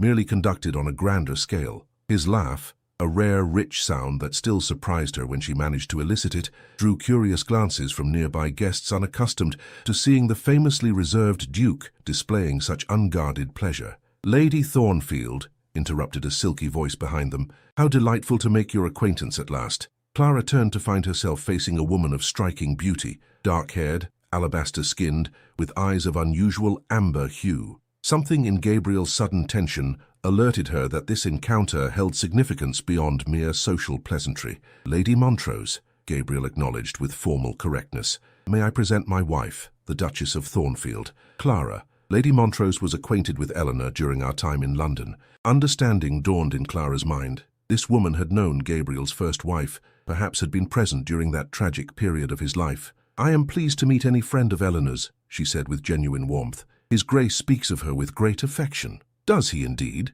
Lady Montrose's perfectly arched eyebrow rose in apparent surprise. "How evolved of him. There was a time when Eleanor's name could not be mentioned in his presence without provoking the most profound distress." The statement, delivered with silken malice disguised as concern, struck Clara as deliberately provocative. Gabriel's jaw tightened almost imperceptibly, his posture becoming more rigid. "Grief expresses itself differently with the passage of time," Clara observed calmly, "as does healing." Lady Montrose's gaze sharpened with assessment. How philosophical, and how convenient that healing should coincide so precisely with advantageous remarriage. Before Gabriel could respond to this thinly veiled insult, Clara placed her hand lightly upon his arm. "I consider it neither convenient nor inconvenient, merely fortunate," she replied with serene dignity. "For us both." Something flickered in Lady Montrose's expression, surprise perhaps at encountering neither jealous defensiveness nor intimidated retreat. "Well," she said after a moment, "you are certainly not what I expected, Lady Thornfield." "The highest compliment one can receive, I think," Clara responded with a genuine smile. "Now, if you'll excuse us, I believe the French ambassador is attempting to catch His Grace's attention." As they moved away, Clara felt Gabriel's hand cover hers where it rested upon his arm, a gesture of silent gratitude and approval. "That was masterfully handled," he murmured. "Victoria Montrose has made an art of cultivating discord through selective truths and strategic omissions." "She knew Eleanor well?" Clara inquired, keeping her tone conversational despite the undercurrent of tension the encounter had provoked.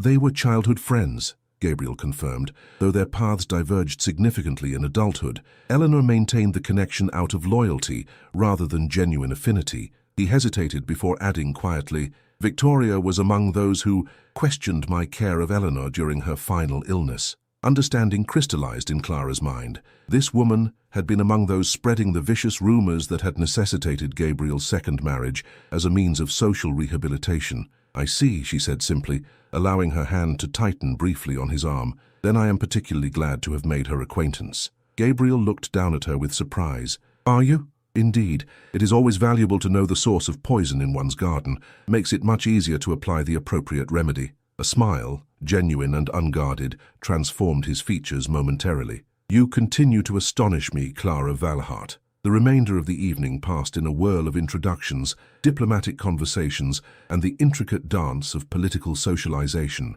Throughout it all, Clara maintained her composure, occasionally catching Gabriel watching her with expressions ranging from pride to wonder to something deeper that made her heart quicken its pace. When they finally returned to Thornfield House in the early hours of the morning, Clara felt exhilarated rather than exhausted by the evening's events. "I had not anticipated how invigorating such gatherings could be," she admitted, as they climbed the main staircase together. "The interplay of personalities, the subtle negotiations of influence and alliance, it is rather like watching a complex game of chess. Most find it tedious rather than stimulating," Gabriel observed, studying her with evident fascination. "You have an unusual mind, Clara. Is that a compliment or an observation?" she inquired lightly. "Both." They had reached the landing where their paths would traditionally diverge, her chambers in the east wing, his in the west, a separation maintained since their arrival in London, despite the evolving nature of their relationship. Gabriel hesitated, something like uncertainty flickering in his normally assured demeanor.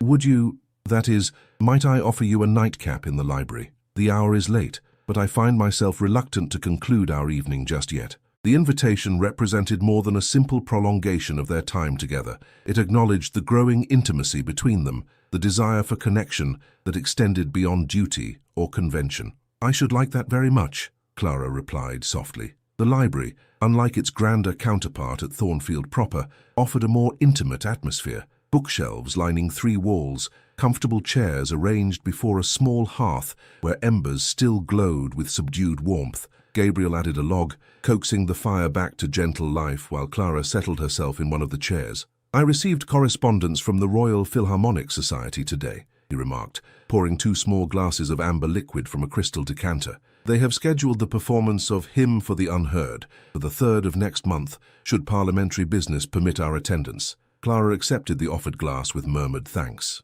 "I confess the prospect fills me with equal measures of excitement and trepidation. To have your mother's work, our work, performed in such a venue seems almost surreal." "You deserve the recognition," Gabriel said simply, taking the chair opposite hers. "Your contribution transformed what might have remained merely a fragment into something complete and profoundly moving." Warmth that had nothing to do with the fire or the spirits in her glass spread through Clara's chest at his words. Throughout her life, she had received little acknowledgement for her abilities or accomplishments. To be so straightforwardly valued stirred emotions she scarcely knew how to name.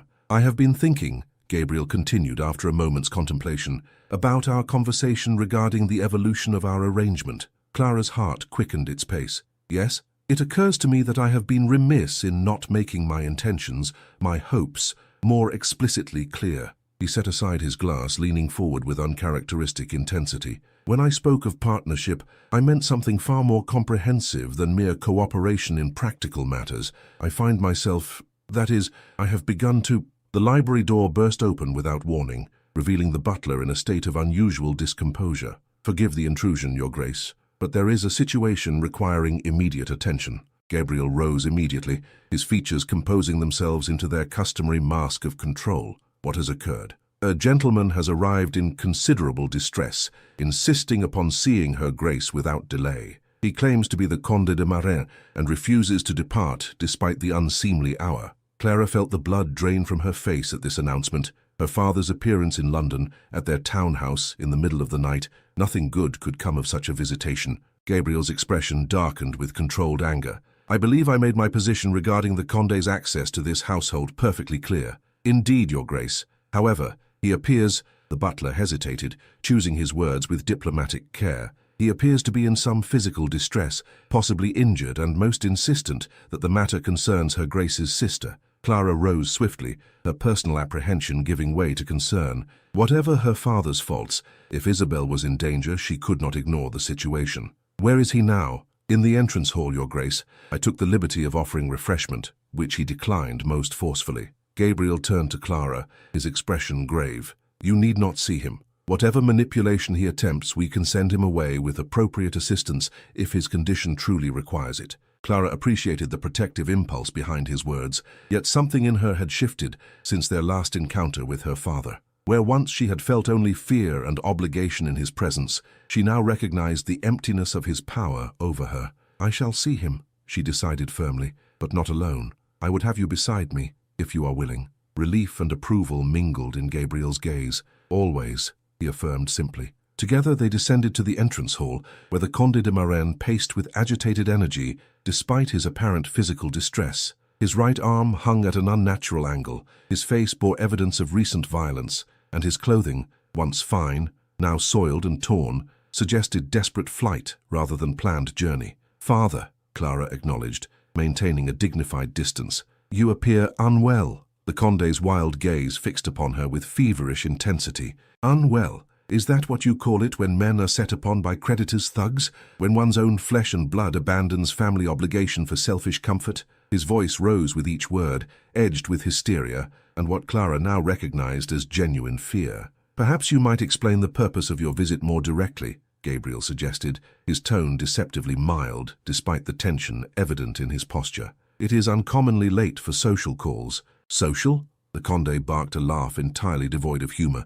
Nothing social about it, Thornfield. I've come because your wife's sister has been taken. Clara felt her breath catch. Taken? What do you mean? By whom? By the Duke of Harrington's men, her father spat. Or on his orders, at least. He claims Isabel attempted to compromise his son, that the family's reputation is at stake. They've spirited her away to some remote estate to await the scandal's resolution. Gabriel frowned, his analytical mind clearly processing this jumbled account.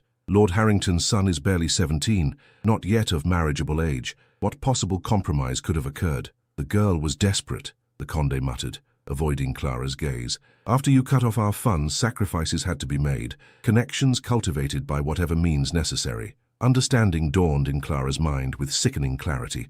You encouraged Isabel to pursue the Harrington heir, a boy 5 years her junior, still at Eton. I merely suggested she make herself agreeable to the family, her father protested weakly. How was I to know she would take matters to such extremes? Gabriel's expression hardened to granite. You sold one daughter to settle your debts. When that resource was exhausted, you attempted to sell another, this time to a child barely out of short pants. The Conde drew himself up with wounded dignity that might have been comical under less dire circumstances. I did what was necessary to preserve our family's position. And now? Clara inquired, her voice steady despite the turmoil of emotions his revelations had provoked. What do you expect of us? Intervention, her father replied immediately. Thornfield's influence could secure Isabel's release, smooth over the incident. The Duke respects you, fears you perhaps. One word from you could end this unpleasantness. Gabriel's laugh held no mirth. One word from me would more likely result in your immediate arrest for attempting to orchestrate the seduction of a minor nobleman.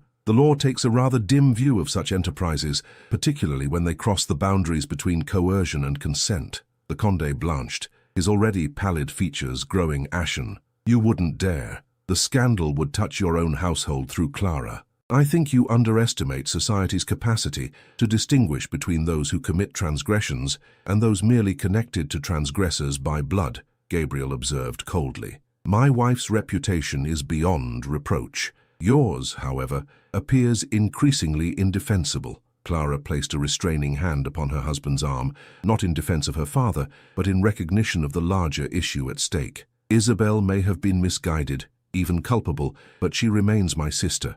I cannot abandon her to whatever fate the Harringtons deem appropriate for her transgression. Gabriel studied her face for a long moment, before nodding once, decisively. Very well. I shall make inquiries regarding your sister's situation first thing tomorrow. If she has indeed been removed to a country estate as your father suggests, we shall determine her exact whereabouts and condition. The Conde sagged with visible relief. Then you'll intervene on her behalf. I shall do what is right and just, Gabriel replied with careful precision. Nothing more, nothing less. Clara turned to her father, mustering compassion despite the revulsion his actions provoked. You require medical attention for your injuries. We shall provide it along with suitable accommodation for tonight. Tomorrow, once we have ascertained Isabel's situation, we can discuss what may be done. The Conde opened his mouth as though to protest this measured response, clearly having anticipated a more emotional reaction from his daughter. Finding himself faced instead with composed determination, he subsided into sullen acquiescence.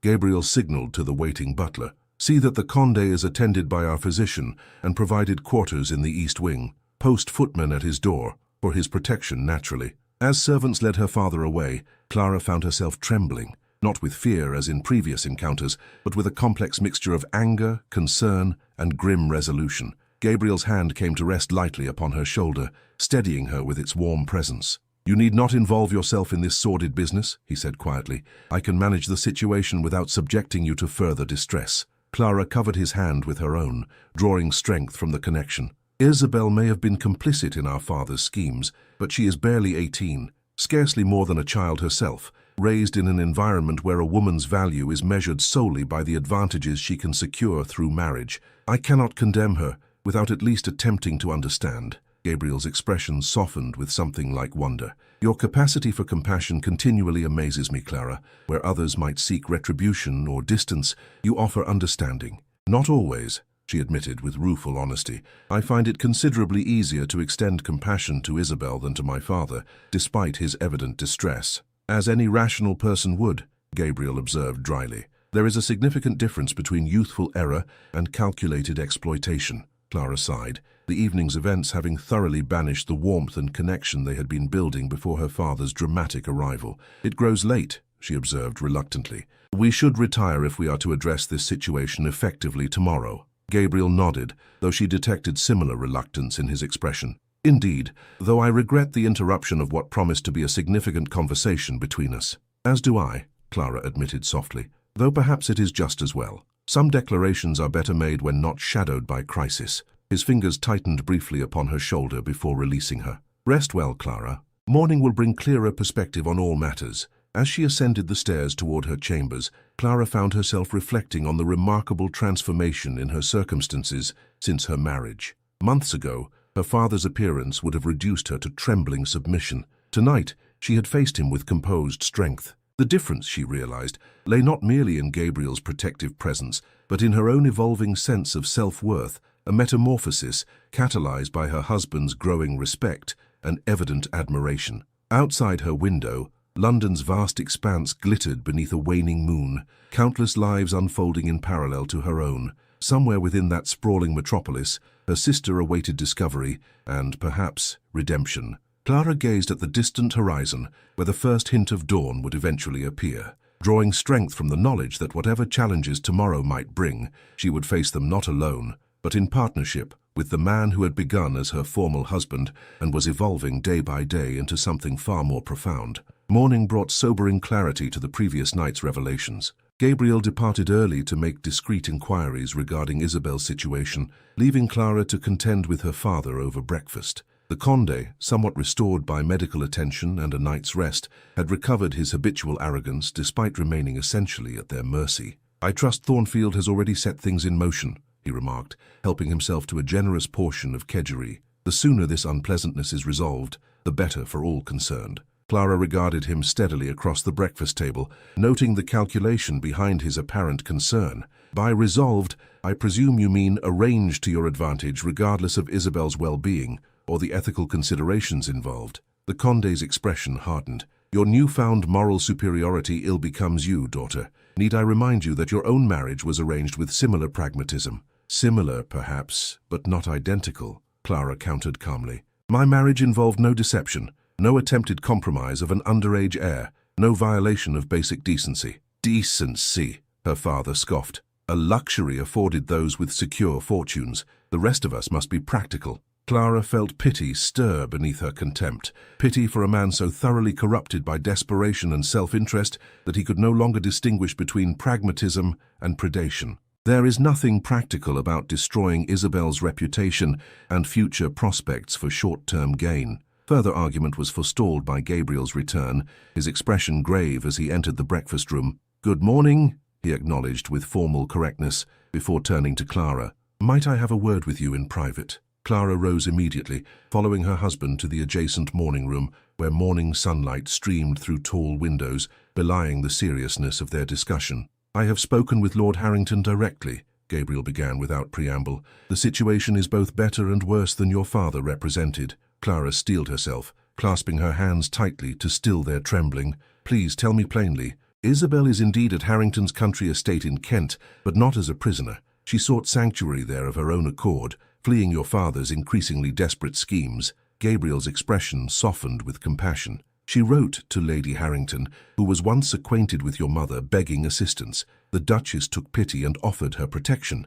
Relief flooded Clara's veins. "Then she is safe, not compromised." "There was an incident involving young Lord Edmund, though not as your father described. Isabel apparently attempted to follow your father's instructions to secure the boy's interest, but found herself unable to proceed with anything truly compromising." Gabriel's mouth tightened with distaste. "She broke down and confessed everything to Lady Harrington, who immediately removed her from the situation." "Thank God," Clara whispered, momentarily closing her eyes against threatening tears. "And what of the Harringtons' response? Surely they must be furious with my father's machinations." "Lord Harrington is understandably outraged. He was prepared to bring charges against the Conde until I intervened." Gabriel hesitated, his gaze searching her face. "I suggested an alternative resolution that would protect Isabel while ensuring justice is served." "What alternative?" Clara asked, a flutter of apprehension disturbing her relief. "Isabel will remain under Lady Harrington's protection and sponsorship, receiving proper education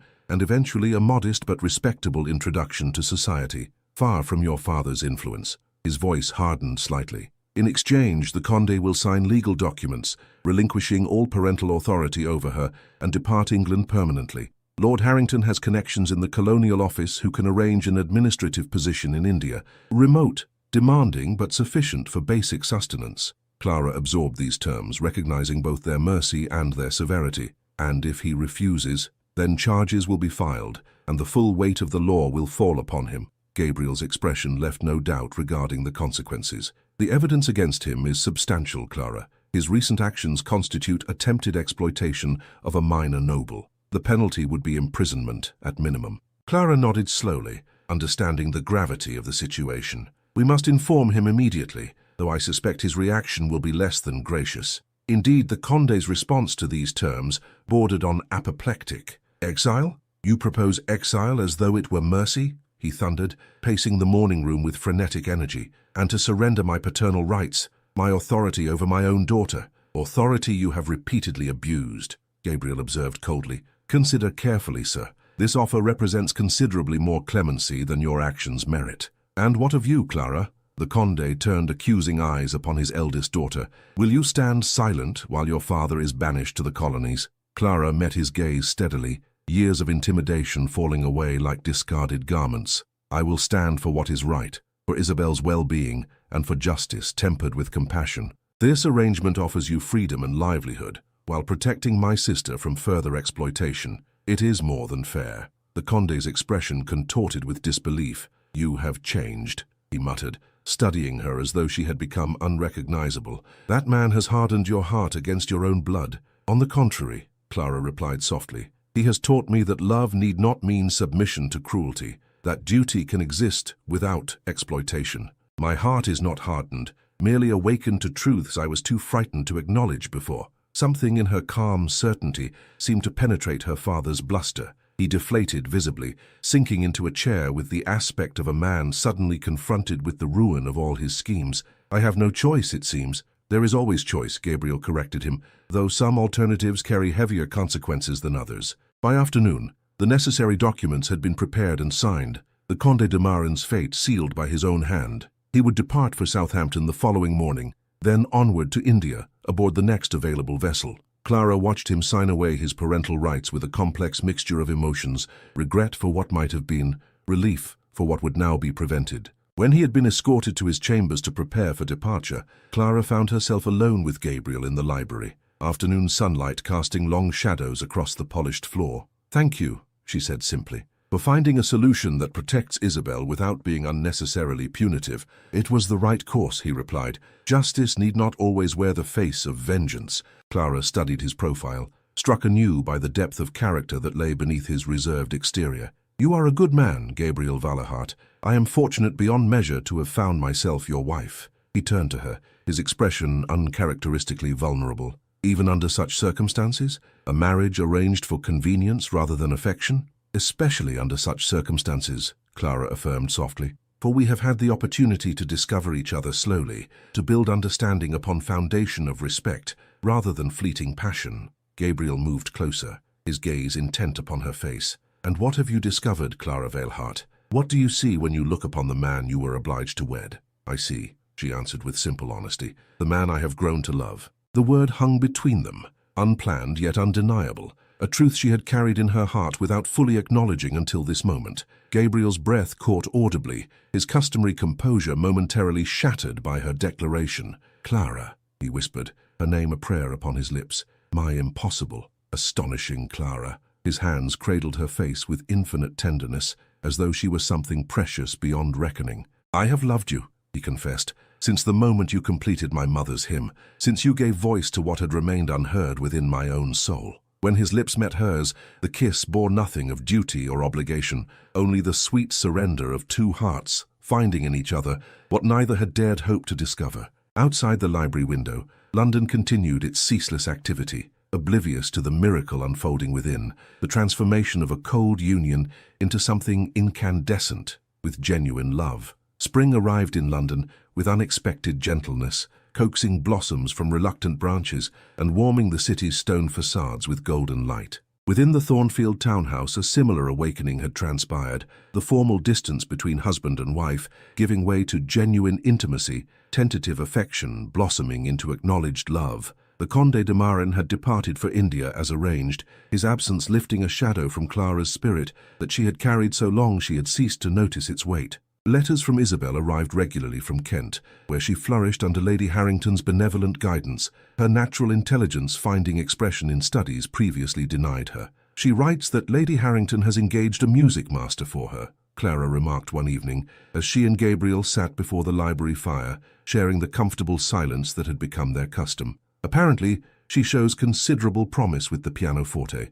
Gabriel smiled, his expression softened by the firelight and something more, a contentment that had transformed his once stern countenance. "Perhaps musical talent runs in your family," he observed, his gaze warm upon her face, "though I doubt any could match your particular gift." Clara felt a blush warming her cheeks, still unaccustomed to receiving such straightforward appreciation. Throughout her childhood and youth, her accomplishments had been assessed only for their utility in securing advantageous connections. Gabriel's unqualified admiration remained a source of wondering joy. "The Royal Philharmonic performance is but 3 days hence," she reminded him, a flutter of nervous anticipation coloring her voice. "I can scarcely believe the moment approaches so rapidly." "Are you anxious?" he inquired, reaching across the space between their chairs to take her hand in his. The gesture, once unthinkable in their early days together, now felt as natural as breathing. "A little," she admitted. "Not for myself, but for your mother's legacy. I wish to ensure her musical voice receives the honor it deserves."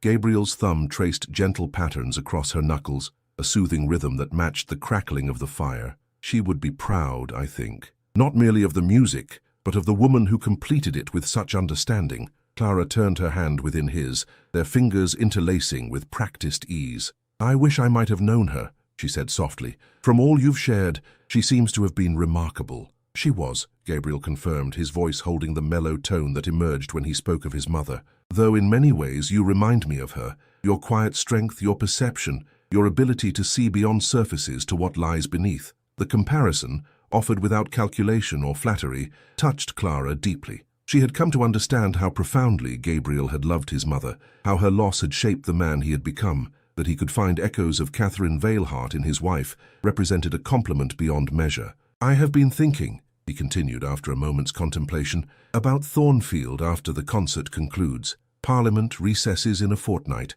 and spring has properly arrived in the countryside. You wish to return home?" Clara surmised, finding the prospect both appealing and bittersweet. Their time in London had witnessed the transformation of their marriage. Part of her feared that returning to Thornfield might somehow disrupt the delicate balance they had achieved. "I do," Gabriel confirmed, "but not immediately and not alone. I thought perhaps—" He hesitated, uncharacteristically uncertain. "That is, I wondered if you might consider a journey before our return." "A journey?" Clara echoed, curiosity replacing apprehension. "To where?" "To the Lake District," he replied, his gaze intent upon her face, as though gauging her reaction.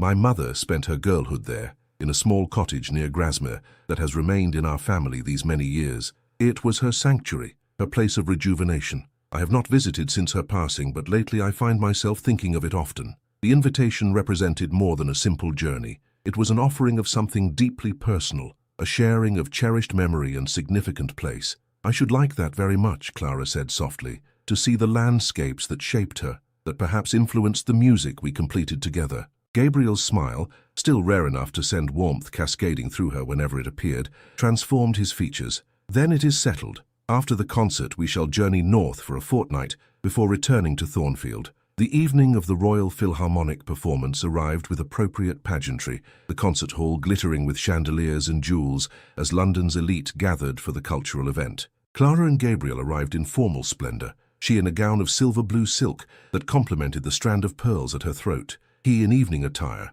that emphasized his imposing height and aristocratic bearing. Their entrance caused a subtle ripple of interest among the assembled guests. Though they had made occasional appearances at diplomatic functions during their London sojourn, this marked their first formal debut as a couple in purely social circumstances. "Everyone is looking at us," Clara observed quietly as Gabriel escorted her to their reserved box. "At you," he corrected with gentle emphasis. "They look at you, as well they might. You outshine every duchess and countess present." The compliment brought colour to her cheeks even as she demurred. "You are hardly an objective observer, sir." "On the contrary," he countered, his voice warm with sincerity. "My judgment has never been clearer." The program began with traditional fare. Mozart, Beethoven, selections that displayed the orchestra's technical prowess while satisfying conservative tastes. During the interval, Clara found herself approached by Lady Harrington, whose sharp gaze held unusual warmth. "My dear Duchess," the older woman greeted her, "you appear positively radiant this evening.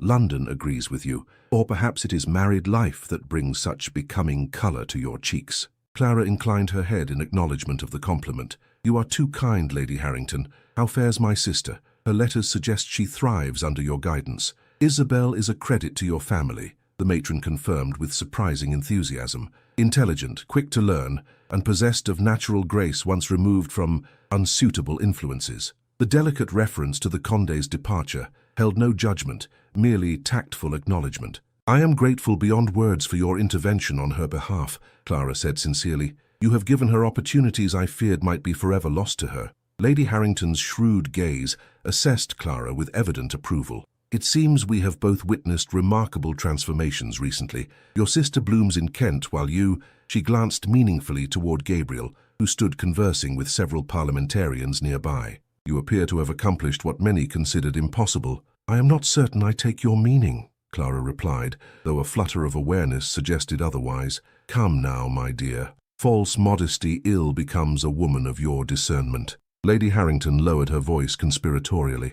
"You have melted the Duke of Thornfield's famous reserve, a feat that half the eligible women in London failed to achieve over 7 years of determined effort. One can practically see the thaw in progress." Before Clara could formulate a suitably diplomatic response to this observation, the bell chimed, announcing the interval's conclusion. Lady Harrington patted her arm with unexpected affection. "I look forward to hearing more about your sister's progress when next we meet. Perhaps you might call upon me before departing London." "I should be delighted," Clara assured her, recognizing the invitation as significant social currency. When they had returned to their box and the audience had settled once more, the conductor stepped forward to announce the program's final selection. Ladies and gentlemen, we conclude tonight's performance with a special presentation, the premiere of Hymn for the Unheard, composed by the late Lady Catherine Veilhart and completed by her daughter-in-law, the current Duchess of Thornfield. A murmur of interest rippled through the assembly as all eyes turned briefly toward their box.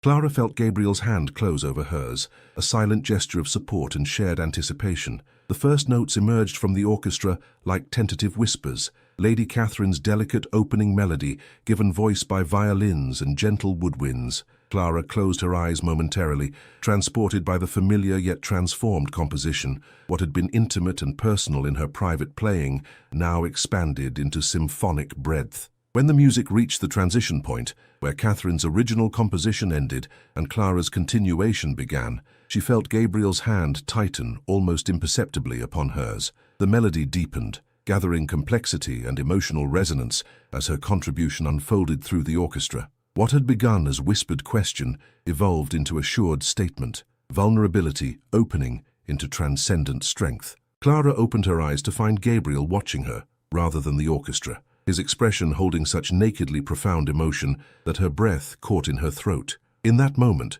surrounded by hundreds yet intimately connected, she understood with perfect clarity what had transpired between them, how a marriage of convenience had transformed into something neither could have anticipated nor planned. The hymn reached its conclusion not with dramatic flourish, but with gentle resolution, the final chord hanging in the air like a benediction before dissolving into silence. For a heartbeat, the audience remained motionless, held in the music's spell, then erupted into enthusiastic applause that seemed to shake the very foundations of the hall. The conductor gestured toward their box, inviting acknowledgement. Clara hesitated, unaccustomed to public attention, but Gabriel rose and extended his hand to her with quiet certainty. Together they stood as the applause continued, accepting the audience's approval with dignified gratitude. "They recognize what I have known from the beginning," Gabriel murmured, his voice meant for her ears alone, "that you possess remarkable gifts, of music, of understanding, of soul." Later, as they returned to Thornfield House through London's lamplit streets,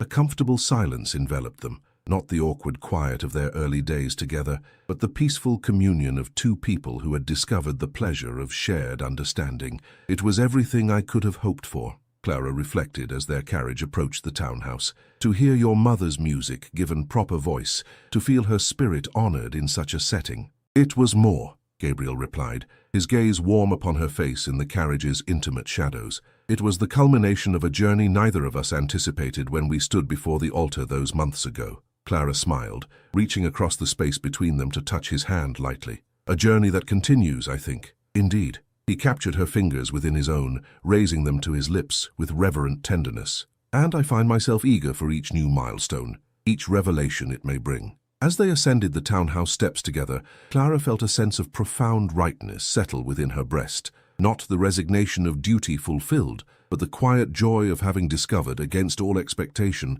genuine love within a marriage begun in cold pragmatism. That night, as moonlight silvered their bedchamber with ethereal radiance, Gabriel held her close against his heart, his voice a whisper in the darkness. "I never thought to love again after Eleanor," he confessed. "I believed that capacity had died with her, leaving only duty and obligation in its wake. And now," Clara prompted gently, her hand resting upon his chest, where she could feel the steady rhythm of his heartbeat beneath her palm. "Now I understand that the heart is not so easily limited," he replied, "that what I feel for you diminishes nothing of what came before, yet stands entirely its own, unexpected, unplanned, and utterly transformative." Clara raised herself upon one elbow to gaze down at his beloved face, moonlight casting his features in silver and shadow. "From duty to devotion," she murmured.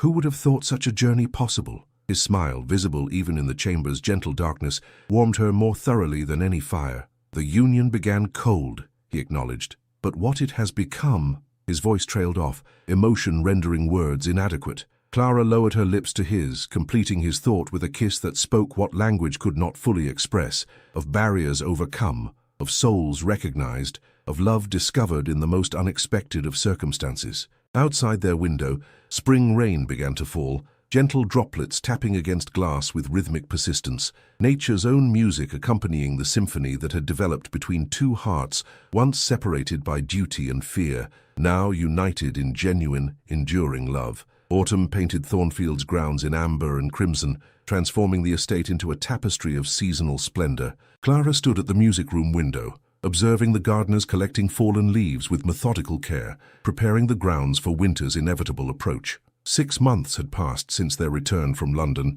and the Lake District, each day deepening the connection that had blossomed so unexpectedly between herself and Gabriel. The cottage near Grasmere had worked a particular magic upon their relationship, its simple beauty and connection to Lady Catherine providing a sanctuary where they had discovered each other fully, without the constraints of social obligation or aristocratic performance. There, amid fells and lakes that had inspired poets and painters alike, they had completed their transformation from formal strangers to devoted partners. Returning to Thornfield had proven Clara's earlier fears unfounded. Rather than disrupting their newfound intimacy, the great house had embraced their altered relationship, becoming not a mausoleum of past grief, but a living testament to renewal and hope. "Always at the piano," observed a gentle voice behind her. Clara turned to find the Dowager Duchess watching her with fond amusement. Catherine would be pleased to see her sanctuary so well tended. "I was actually neglecting the instrument in favor of wool gathering," Clara admitted, gesturing toward the autumn landscape beyond the window. "The changing seasons invite contemplation." "Indeed they do." The Dowager settled herself upon a nearby settee, arranging her skirts with practiced elegance. Particularly when one carries new life within one's own being, Clara's hand moved instinctively to her abdomen, where the first subtle swelling had begun to make itself evident beneath her gown. "You are uncommonly perceptive, Your Grace. When one reaches my age, observation becomes both pastime and skill," the older woman replied with a knowing smile. "Besides which, you have that particular luminosity that accompanies impending motherhood. Gabriel must be beside himself with joy." "He is," Clara confirmed, warmth suffusing her at the memory of her husband's expression when she had shared the news 3 weeks prior. His customary reserve had dissolved into such naked vulnerability, such profound emotion, that she had found herself moved to tears alongside him. "We are planning a nursery in the East Wing," she continued, seating herself beside the Dowager, "though the child will not arrive until early spring. A fitting season for new beginnings," the Dowager observed. "And how fares the conservatory project?" "Gabriel mentioned ambitious plans when last he visited me at the Dower House." Clara smiled, thinking of the glass structure now rising behind the main house, a modern replacement for Catherine's modest original designed to house specimens from across the empire. "It progresses well, despite the architect's concerns regarding English weather. Gabriel is determined to create something that honors his mother's passion while embracing modern innovations. He has changed remarkably," the Dowager noted with evident satisfaction. "When you first arrived at Thornfield, I feared he had calcified entirely, grief and duty hardening him beyond redemption, yet now he smiles. He plans for the future. He engages with life, rather than merely enduring it." "We have changed each other, I think," Clara reflected, her fingers absently tracing patterns on the velvet upholstery. "He has given me confidence and purpose. I hope I have offered him healing and renewal in return." The Dowager's shrewd gaze assessed her with approval. "More than you realize, my dear. But tell me of your sister. Her letters suggest significant progress in her studies." "Isabel thrives beyond expectation," Clara confirmed, gratitude coloring her tone. "Lady Harrington has arranged for her presentation next season, though in a quieter fashion than might otherwise have occurred. There is even mention of a young clergyman who has shown particular interest in her literary accomplishments." "Redemption comes in many forms," the Dowager observed philosophically. "Speaking of which, I understand Gabriel has implemented significant changes at the tenant farms since your return from London." Clara nodded, pride warming her voice. "The improvements have already yielded results. The new cottages are nearly complete, and the school we established for the tenants' children has 27 pupils enrolled for the winter term." "And this foundation for governesses I hear mentioned in London circles?" the Dowager inquired. "Another of your initiatives, I presume?" "A joint endeavor," Clara corrected gently. "Gabriel provided the financial structure, while I merely identified the need. Too many educated women find themselves without resources or protection when circumstances change. The foundation provides training, placement, and if necessary, sanctuary." The Dowager's expression held unmistakable approval. "You have accomplished more of substance in 6 months than most duchesses manage in a lifetime of charitable patronage." Thornfield has been transformed under your stewardship, and not merely its physical aspects. Before Clara could formulate a suitably modest response to this praise, the music room door opened to admit Gabriel himself, his tall figure silhouetted against the corridor beyond. The smile that illuminated his features at the sight of his wife still sent Clara's heart fluttering like a debutante's, despite the months of intimate connection they had shared. "Aunt Margaret," he acknowledged the dowager with respectful warmth before turning his attention to Clara. "I hope I am not interrupting important confidences." "Merely female gossip and speculation," the dowager replied, with a twinkle in her eyes that belied her advanced age. "Though I should be returning to the dower house before evening falls, these old bones prefer not to travel in darkness." Gabriel crossed to kiss her cheek with unfeigned affection. "You know you are always welcome to stay at the main house, Aunt. Your rooms remain prepared for whenever you wish to avoid the journey." "And deny the young people their privacy?" "I think not," she retorted with spirit. "Besides which, I have grown accustomed to my own establishment, modest though it may be in comparison to this grand residence." When the dowager had departed in her well-sprung carriage, Gabriel joined Clara at the music room window, his arm settling comfortably around her waist in a gesture that had become habitual, yet never lost its significance. "You were missed this morning," he remarked, studying her profile with undisguised admiration. "The estate manager required signatures on the new leases, and I found myself wishing for your practical wisdom regarding the northern fields." "I overslept," Clara admitted, leaning slightly into his embrace. "The child seems to demand more rest than I am accustomed to requiring." His hand moved to cover hers where it rested upon her abdomen, the gesture protective without being possessive. "Then you must rest as needed, without concern for estate matters. Nothing is so urgent it cannot wait for your well-being." Clara turned within the circle of his arm to gaze up at his beloved face,